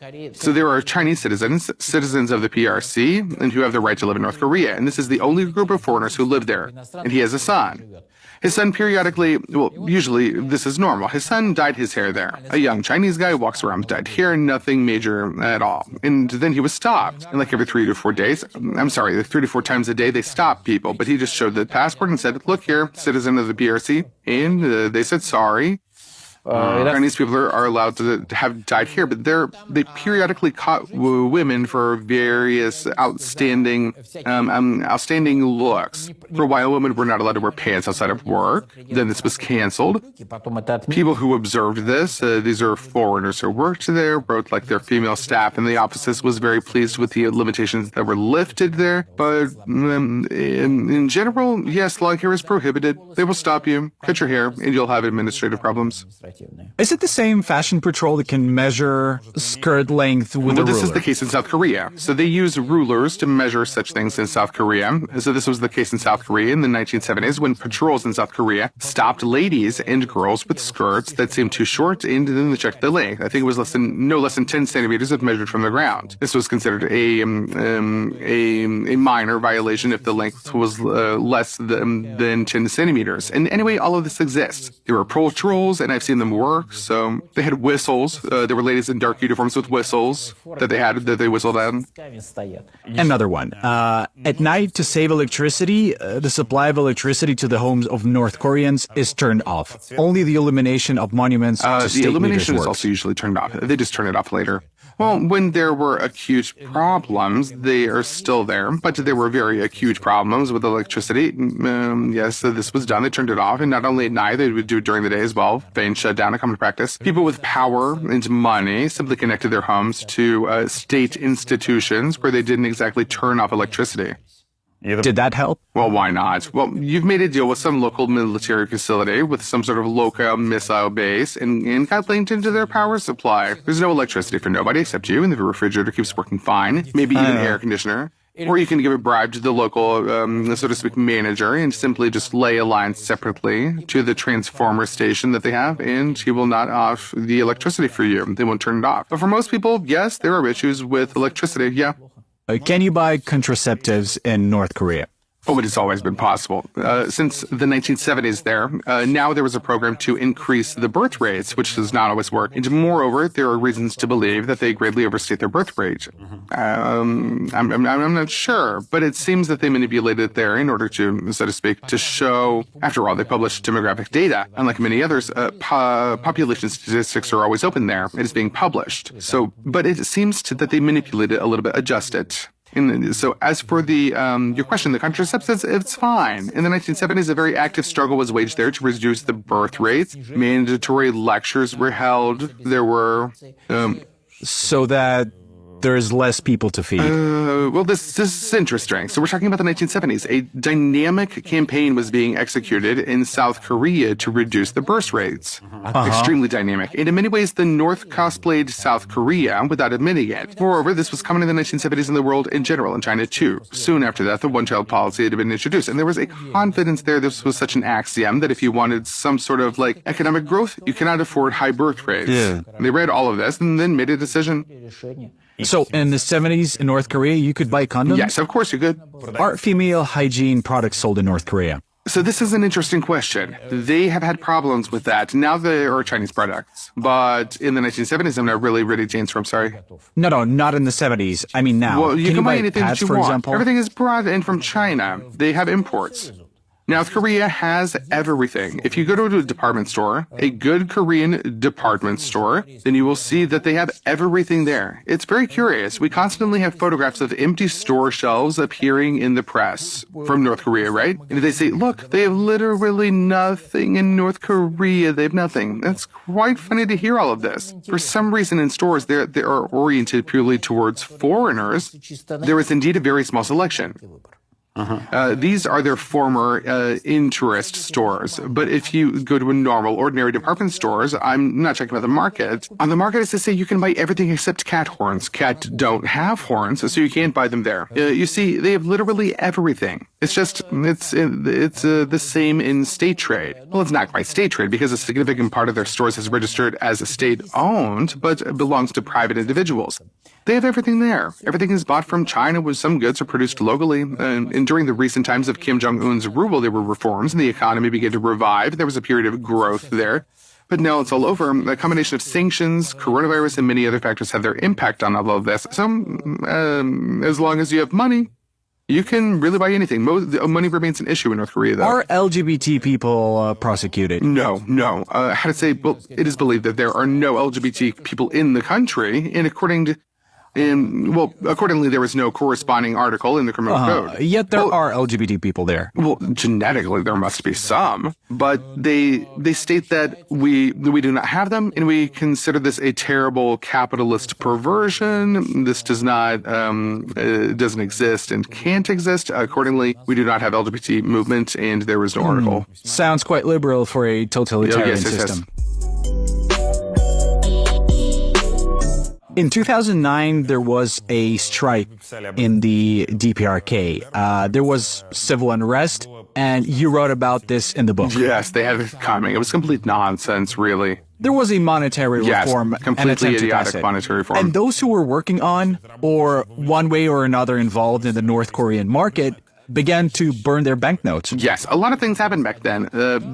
People even security forces, people bound by duty, were driven nuts, really. You see, it was so nonsensical that a person could say, imagine a North Korean spy could go to a foreign spy who were both compromised and knew that they were spies. So he could say, listen, I don't know what's going on. It seems that our government has gone crazy. Really? So imagine one colonel saying this to another colonel. What were they trying to do? What were they trying to do? In the sense of what the North Koreans wanted? Yeah. No. What were they trying to achieve with this monetary reform? So the monetary reform was, of course, the most comic monetary reform in world history. It's no wonder that its organizer was shot, although it's clear that he was not the only organizer, but someone from higher echelons. So they made a scapegoat out of the poor Pak Nam-ji. So they declared him a spy, naturally. And he came up with a monetary reform as a spy. And the reform was about the following. They conceived a classic confiscatory monetary reform, an old proven trick. This was done in the Soviet Union hell knows how many times. And accordingly, they conceived this very monetary reform. The traditional version. Old money must be exchanged within a week, within a very small limit. Everything else is disposed of. What you fail to exchange gets disposed of too. And then there became a completely wonderful trick. They stated that when we first received this information, and the information stream was fine, information was coming practically in real time, although nothing was written about this in the open press at all. You understand, a monetary reform took place in the country. Nothing was written about this at all in the Korean newspapers. This is for you to understand the peculiarities of the North Korean press. So in the newspapers, but the North Koreans publish abroad, this was published. But in the newspapers that they published at home, it was not. But anyways, the information went public. And when this happened, in general, people did not believe it because it seemed that it was said that a denomination was taking place. 2 zeros were being crossed out. But wages at state-owned enterprises would be paid in new banknotes in the old volume. This means an instant increase in wages by 100 times. Increase? By 100 times. Increase? Yes. Okay, This was probably Kim Jong Il's idea. He said, let's reward those who didn't go into private businesses but stayed in the state sector. All right. This means that they immediately created a huge overhang of money supply. You got to understand, wages in the country increased by 100 times. Yes, unexpectedly. Accordingly, after a month and a half, there was a huge hyperinflationary surge that they had.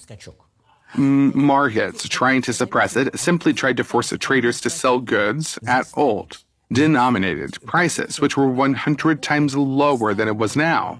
And so, although formerly the buyer's salary for work was 100 times higher than they ended up having it at all. That was what it was. Accordingly, the markets stopped functioning normally. They were closed. Then they closed the currency stores, which fed a significant part of the elite and the privileged part of the population. There was a moment there somewhere in December and early January when it was impossible to get food at all. You would have a suitcase of dollars at home, and so what? There was no help. It was a suitcase of paper back then.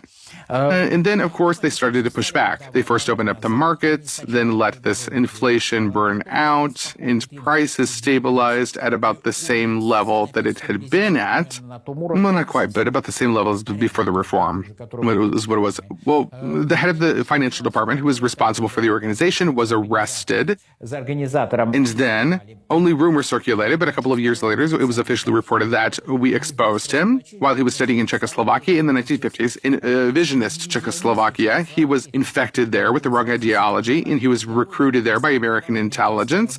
And on behalf of American intelligence, he was embedded higher and higher to carry out a sabotage reform in their country. But we, of course, caught him and executed him. There you go. It was a completely unprecedented case when the prime minister apologized, officially apologized, not during an open event, but at a meeting of these ladies from Imenbank, heads of people's groups. He officially apologized for the reform. That is, it was a complete pushback. How did people participate? I mean, the citizens. Well, the indignation was universal. And how was it expressed? What did they do? People burned money, spoke publicly. They were grumbling. Well, the authorities felt that the people, so to speak... Were there any rallies at that time? No, there were no rallies. Rallies used to happen occasionally before this when the markets were closed, but any attempts... I mean, well, here's the thing. The North Korea protests are possible, but they are absolutely non-political. That is, the government calmly watches the situation in which North Koreans are ready to defend their right to make some money, including in the private sector. Meaning, when they try to do something with the markets, Markets, you mean food or general goods markets? Well, it's the same. They're together. Yes, private markets. Sometimes they are separated, but usually together. So when they try to do something with this, then sometimes there were some disturbances. For example, in Pyongyang, I think in 2007 or 2008, this did not get into newspapers, yet there was a case like this. So then there was a campaign to fight the private sector, which ultimately failed just after the reform. Basically, they not only rolled back, they said, that's it, we won't touch the private sector, trade, enrich yourselves, everything's fine. We won't do it anymore. So then, when this campaign was going on, they introduced some rule. So a person who buys, get a space on the market for a long-term rent. There are some minor details there, but conditionally speaking, he would want 80 centimeters to put a trading point. And suddenly, a new decision came out that a person can have such a point. That this is usually it was a lady. So she could have a trading point only in a market located in the area where she is registered. And many, of course, paid more money for more advantageous places there. And this was confiscated. And so the ladies went out for a strike with minor collateral damage, and the government pushed back. That's it. That is when the ladies started to make noise, shout, and stirred up in front of the local administration. It became clear, and the issue was resolved. So rallies are possible, but they are not related to politics. Not really at all. Can we talk briefly about politics? What do you think about the last meeting between Putin and Kim Jong Un? Well, when I look at it from 2 points of view here. So first of all, it is now more and more obvious that there are shippings of artillery, shells, and ammunition. Ammunition is always obviously needed during the war, and so that makes perfect sense. This is apparently there is a shell hunger, and since North Korea made produced a huge amount of ammunition for standard Soviet calibers, well, their weapons are either Soviet or copies, clones of Soviet samples that they'd been given. Then they can sell certain quantities of this ammunition. I don't think that they will sell a lot. They don't really want to expose themselves completely. So business standpoint comes first. Second, all these exceptionally militarized nature of contacts, like meeting at the Cosmodrome, trips to military facilities. Well, I think that this is an attempt to send a signal to Seoul, so the Seoul continues to adhere to its old line on refusing to provide Ukraine with any lethal military aid for the war. That is, South Korea, being one of the largest manufacturers, a very fast-growing player in the global arms market, does not supply Ukraine with any lethal military aid. They supply medical aid only. Any kind. No, they do not supply military aid, not non-lethal. Like body armor, helmets, all of this is being supplied. I'm not really sure about body armor, but I'm sure about helmets. But so anything non-lethal. So this is the condition. Apparently, they're hinting that if South Korea agrees to this, if South Korea starts supplying weapons directly to Ukraine, then Russia may transfer some military technologies to North Korea. But in my opinion, this is a rather risky game here. This is a sort of a counter-blow, like a blackmail fight, because on the other hand, South Korea might think that Russia is transferring these technologies to North Korea and start supplying weapons to Ukraine. in response to this. So this is an attempt at mutual diplomatic blackmail. And in addition to this, the second direction is a standard purchase of weapons, mostly shells as it seems. And that's it. In the last points, this is generally an attempt to establish some trade relations, although I do not believe in the success of this attempt whatsoever. I recently spoke with an experienced diplomat and specialist in the country, an elderly man who said that during his working service life, he had witnessed 3 attempts to activate the Russian North Korean or Soviet North Korean trade between the two countries, and they were shut down very quickly, and it didn't work. So if you talk about the economy, what can be used in the context is the working force. North Korean workers are a very good option. And I hope that this will be done, which, by the way, will be a violation of UN sanctions. But in general, I think that it was a big mistake. Sanctions are generally not a very successful idea. And the fact that Russia agreed to participate in them starting from, well, I know where they started. There were many factors, but it's not relevant now that Russia agreed to accept North Korean workers. This was, of course, a mistake for the situation. It was definitely a mistake. It is considered that having North Korea as an ally is very indicative for a country. What do you think about this? Well, someone has North Korea as an ally, someone has Saudi Arabia as an ally, who were very much grinding the opposition in consulates. Someone has other allies. International politics is such a complex matter. You can take any country. Remember the fancy allies that France has. And France is considered a very nice place in the sense that there is democracy and human rights, and sometimes they give birth to natural monsters. Yes, correct. In Africa, I understand what you mean by Saudi Arabia. The USA, obviously. Well, yes, of course, the USA. And France toyed with very strange regimes in France in the 1980s. In Africa. In Africa. So there were all sorts of stories. If you take Kim Il-sung, of course, Kim Jong Un, he's a controversial person, but much more controversial was Pol Pot. And look who supplied Pol Pot with weapons. It will be a very interesting list. So you understand, in politics, they make friends with those with whom it is beneficial to make friends at the moment. In principle, well, let's say that there are countries that sometimes remember about principles, rarely. And most countries do not remember this at all, only when they give a beautiful speech at the UN. So here it is. Yes, it's bad. But you know, any regime that is much more odious than the current North Koreans, one always had patrons, among whom were regimes that were not at all odious, but very respected. Is it correct to think that, in fact, the DPRK is now fully subsidized and supported by China? Definitely. Moreover, this is not just correct. This is as obvious as it is hot in hot summer and cold in winter. Of course, absolutely. Is it because China wants to have a bridgehead in front of them in case the U.S. attacks China? I would say that it's more precisely. A bridgehead is needed when you want to invade. So China is definitely not going to invade South Korea at all. No, if the U.S. invades China. I see what you mean. So this is called a buffer zone. Yes. They need a buffer zone, which firstly creates a strategic advantage in case of war with the United States, and most importantly, simply allows to keep the American radio technical reconnaissance facilities at a certain distance. Let's imagine that for some reason China refuses to pay these several billions, or maybe there was another amount. A couple of billion. Yeah. A catastrophe. But the thing is that North Korea has an excellent diplomatic school. They have gotten out of even worse situations before, for sure. Moreover, if several 100,000 people die of hunger there, then the leadership of North Korea will be upset about this, but will not resign. So their diplomats have demonstrated their skills more than once, playing on the contradictions of the great powers that they have. They always manage to find sponsors. That is, it will be a catastrophe. It will be bad. Part of the common people will go hungry. Someone will die from this, perhaps. But the diplomats will focus, the intelligence will focus, the brains will start working, and they will find some other combination. They would find another country to sell their influence to, right? Yes. This can be a combination that includes Russia, Japan, the United States, South Korea, anyone. They have done this, and they have made it out before. So just look at how it was, how they were struck between the Soviet and the Chinese. Well, not stuck between the Soviet Union and China. They used the Soviet Union and China, in fact. I will give you the brief overview, simplifying it a little bit. Of course, it's way more complicated, and you can write big books about this whole situation, but maybe I will do it when I'm old enough. I mean, the materials are out there, and they're declassified. You just need to sit down and spend several years on this. But it's very interesting. Shen Zhihua, a very good Chinese historian, an outstanding one, writes books about this whole thing.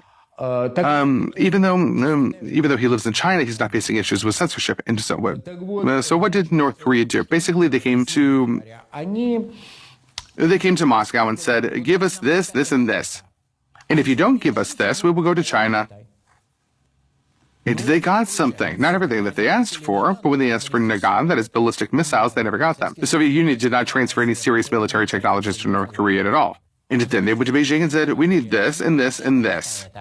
And if you do not give this to us, we will go to Moscow. And at the same time, it was necessary to scold Chinese hegemonism in Moscow and to scold Soviet revisionism in Beijing. And they hinted, if you do not feed us, we will go over to the other side. And that's it. Yeah.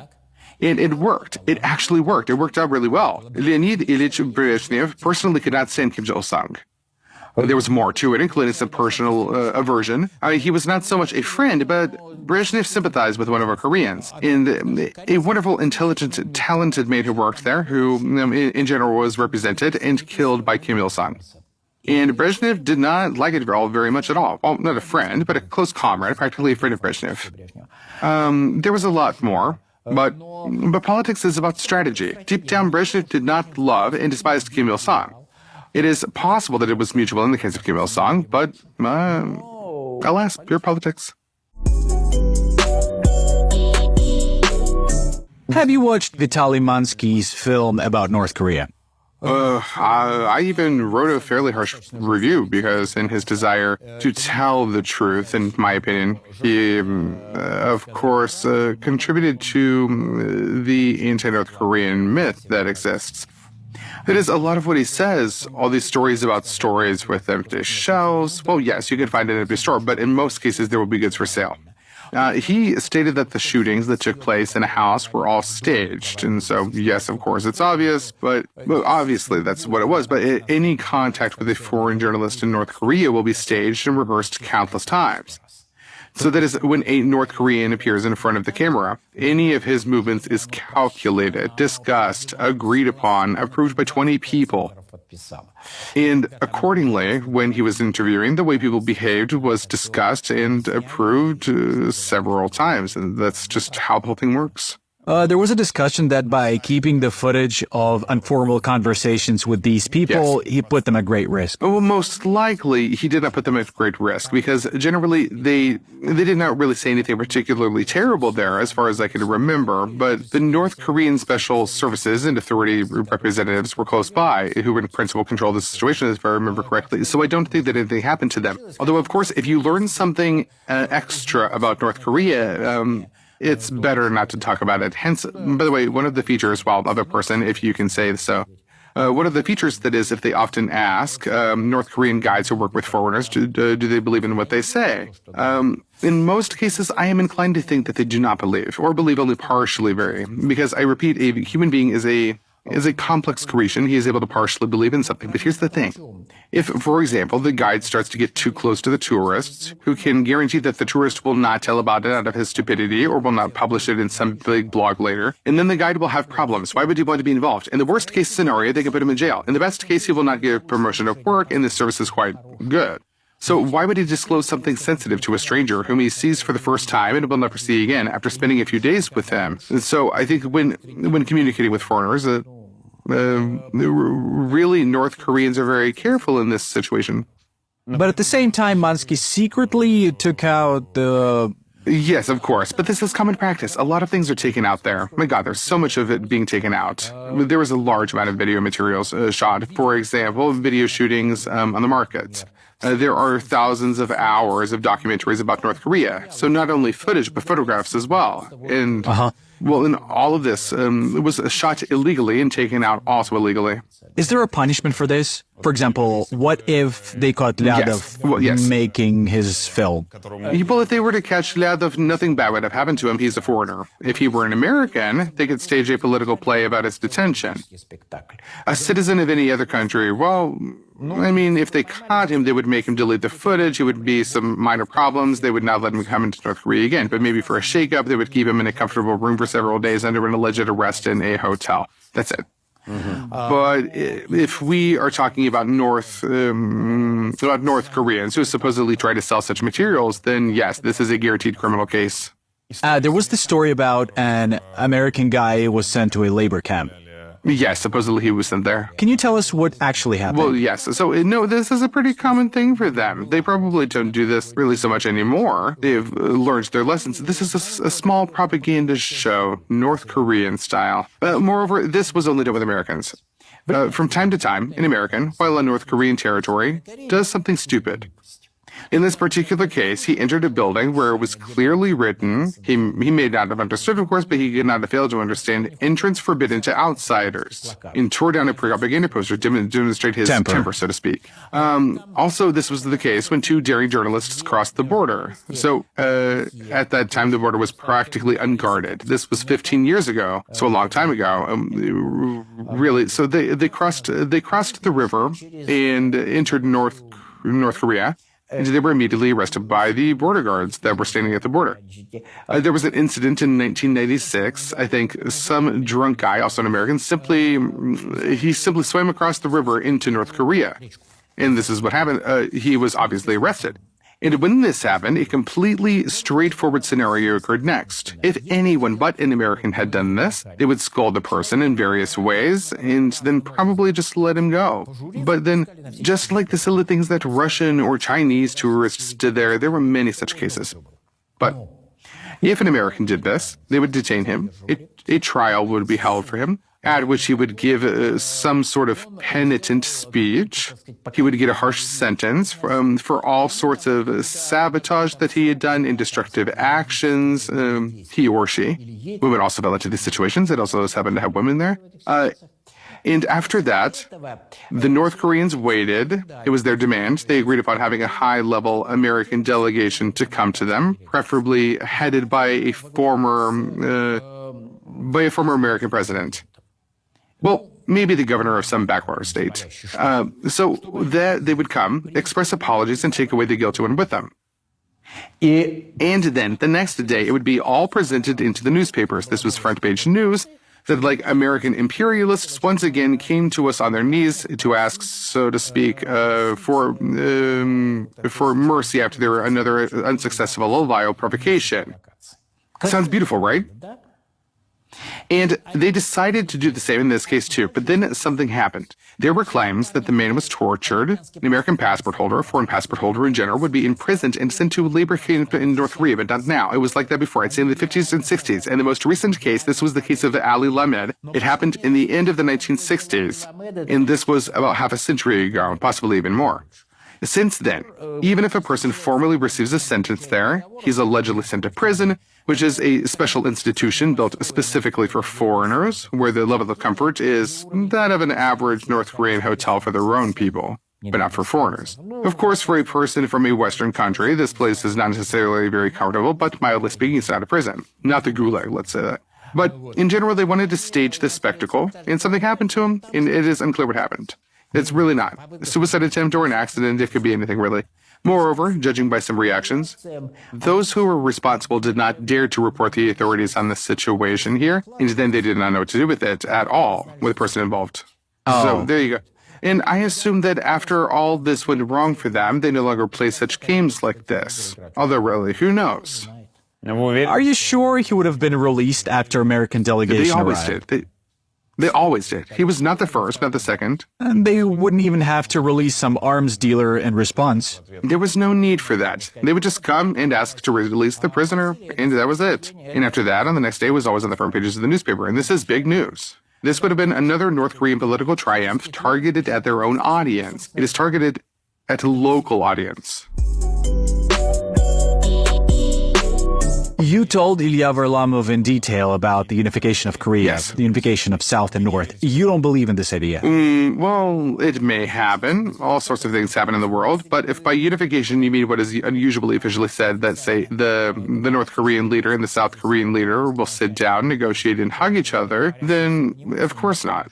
This was in general a propaganda fake from the very beginning, a very specific one. Yes. And one of the reasons coming from South Korea is that the younger generation of South Koreans do not want this because they realize it will be at the expense of their taxes. Yes, definitely. So this is not the only, but this is one of the reasons. The second reason is that the North Korean leadership, although they like to talk about it, they understand that there will be no place for them in a united country. Plus, they may become scapegoats because they will be blamed, so to speak, for all of the problems, and there will be many problems for them. Moreover, when I say to blame, it is implied that they are innocent, and in most cases, they're actually quite guilty.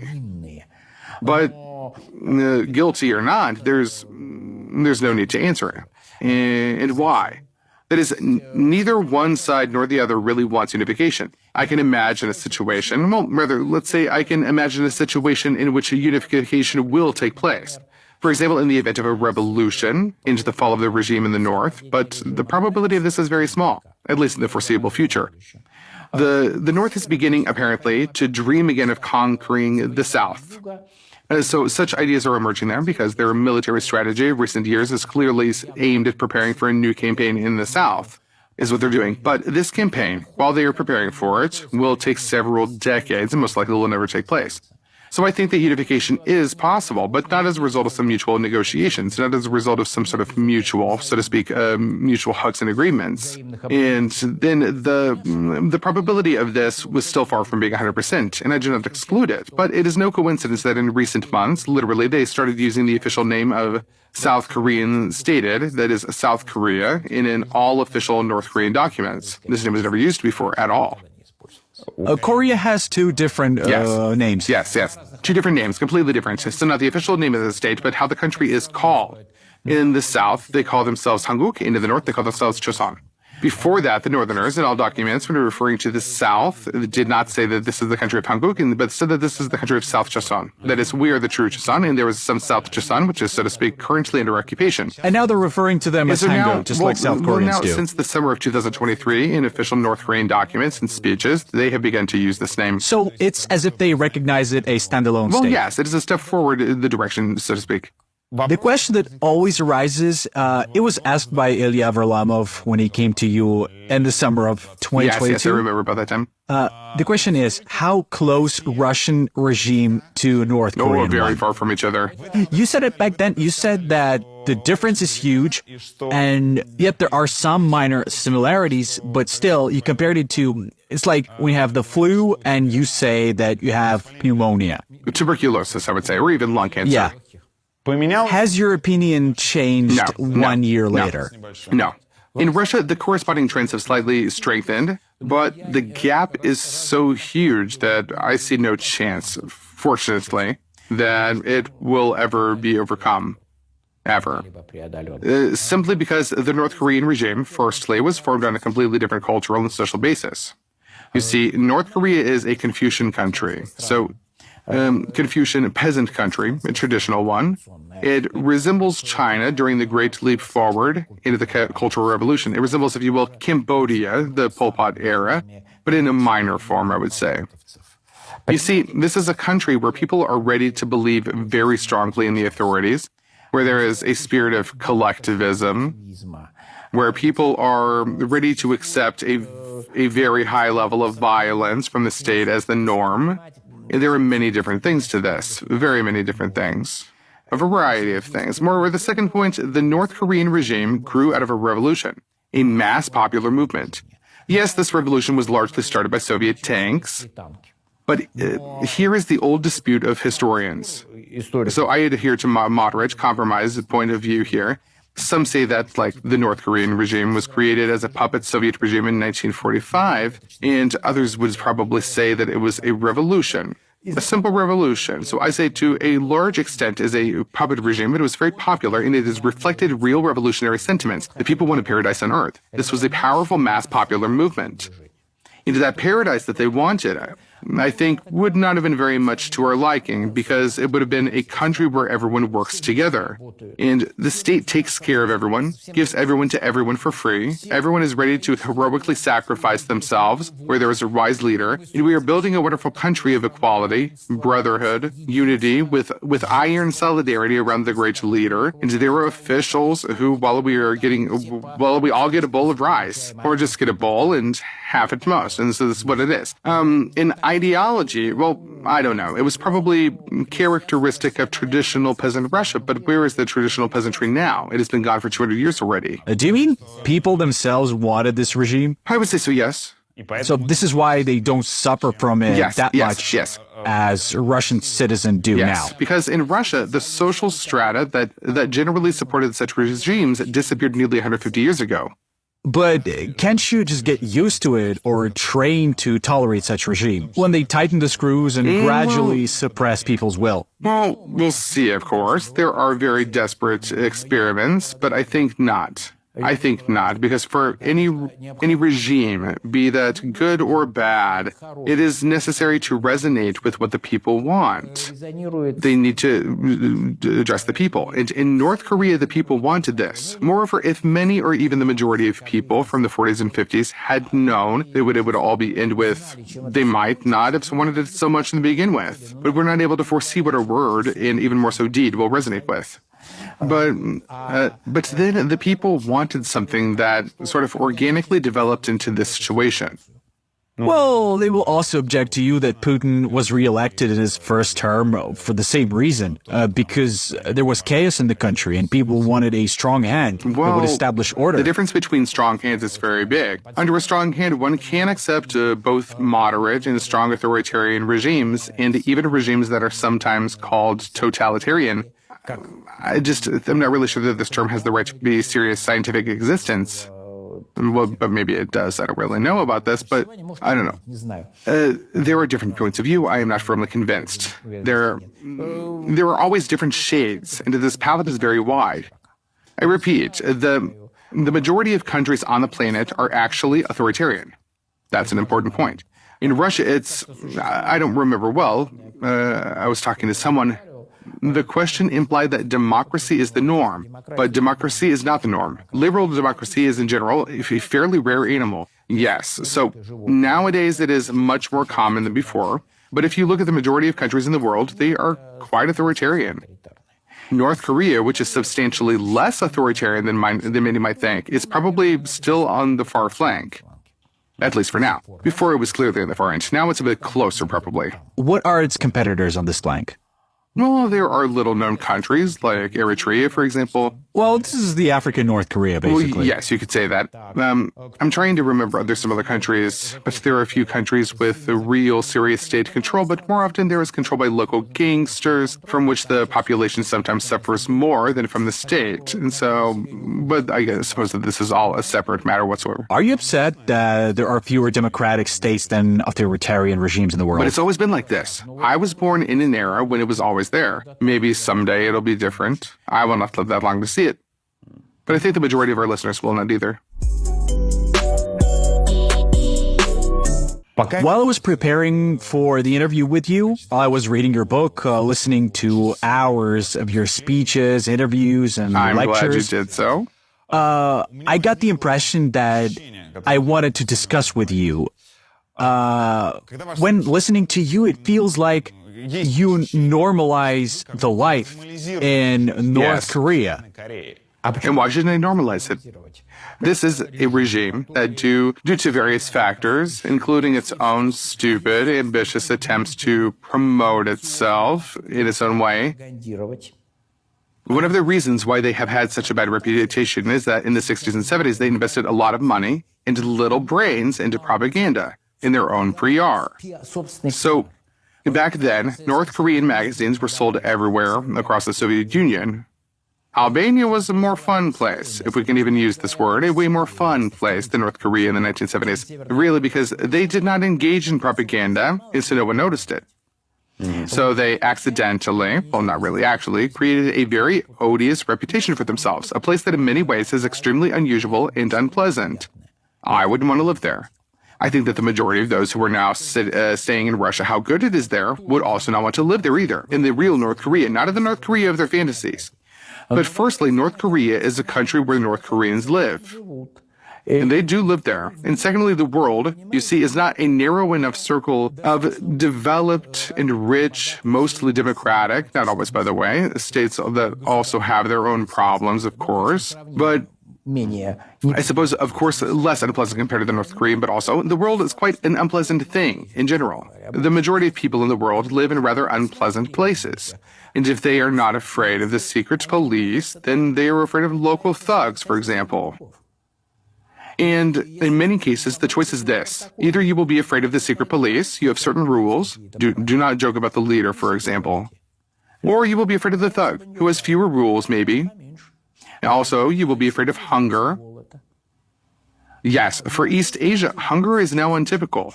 Therefore, it can be said that, yes, the North Korean famine of the 90s was largely a result of not so much bad luck, although it also was there, as strategic mistakes of the authorities, which for various reasons they either could not or did not want to correct. But in general, hunger existed in the world. And yes, I can say that. For me, North Korea is a country that needs to be studied without emotions, not as some black or white case. So, well, that's what I would say. Sorry, I may be using slightly inappropriate wordings, but here is my answer. And I believe that any country should be studied in this way. Even if you have emotions, you should, as they say in the Russian criminal circles, filter the speech. In my younger years, I did this a bit worse. So now, in general, I've come to terms with a lot. And in other cases, I realized that emotions, well, are you full of emotions when you read about the military crimes of the Assyrian regime in the 7th century BC? Are you? When you read about it? But that was a long time ago. That was a long time ago. And far away. And so I believe that if you consider yourself a historian and want to be a historian and not a propagandist of the history, then you should perceive everything that is happening, including in those places that are very close to you, through this very prism. And this doesn't mean that you should participate in it, but even if you participate in something, by the way, I advise you to think about it 20 times. You can participate, but use your head first, because emotional screams, right? Well, emotional screams is characteristic to propaganda departments. You can be emotional there as well, as much as you want. But if a person wants to be engaged in history, he or she should use their head first, leaving the emotions behind, because he should think with his head. He should be objective, calm, and objective, be able to see black, white, gray, in all other shades of the big and diverse palette. So, yet again, they say everything's bad in North Korea, but let me tell you something good about North Korea. North Korea is phenomenally educated for such a poor country. And until recently, it no longer has, though. This advantage is not fully exhausted, but is being exhausted. The country had a fairly good average level of expected lifespan. Despite the hunger, despite the repressions, the average North Korean, until recently, lived longer than people from countries with similar income levels comparable to this time.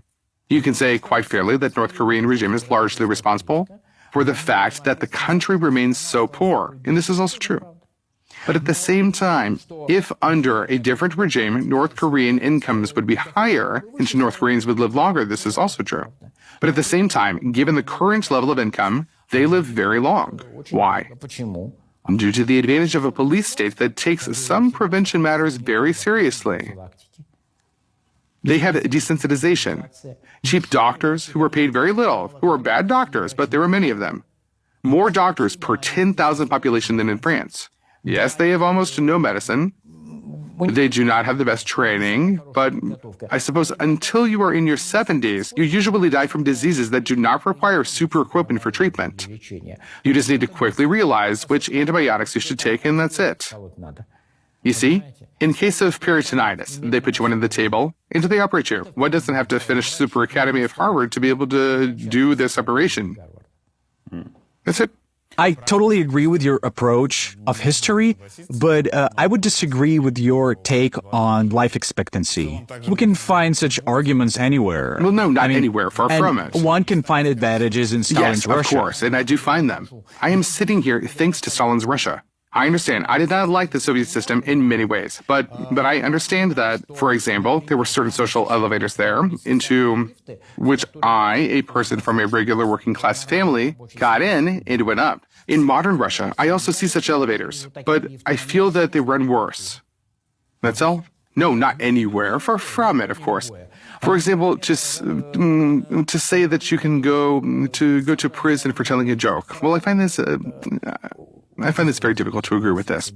Many economic measures are based on a completely ridiculous idea of how human society works and are absolutely counterproductive there. So I think many things, but in any case, Do you mean in Stalin's Russia?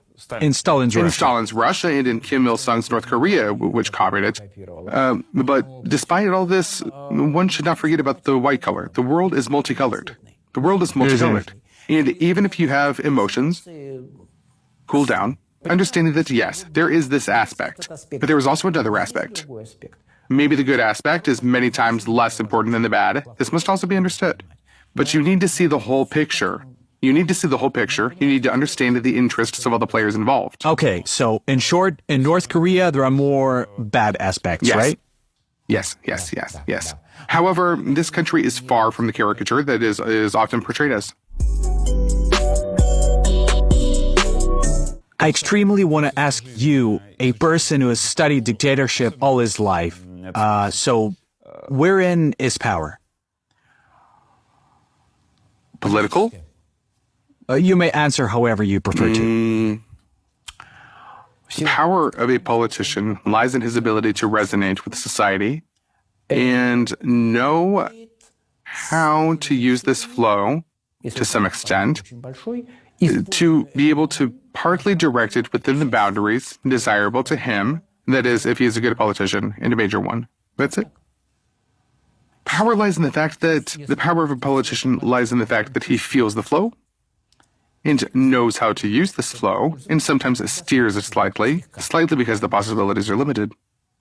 How about general, basic sense? This is a deep philosophical question.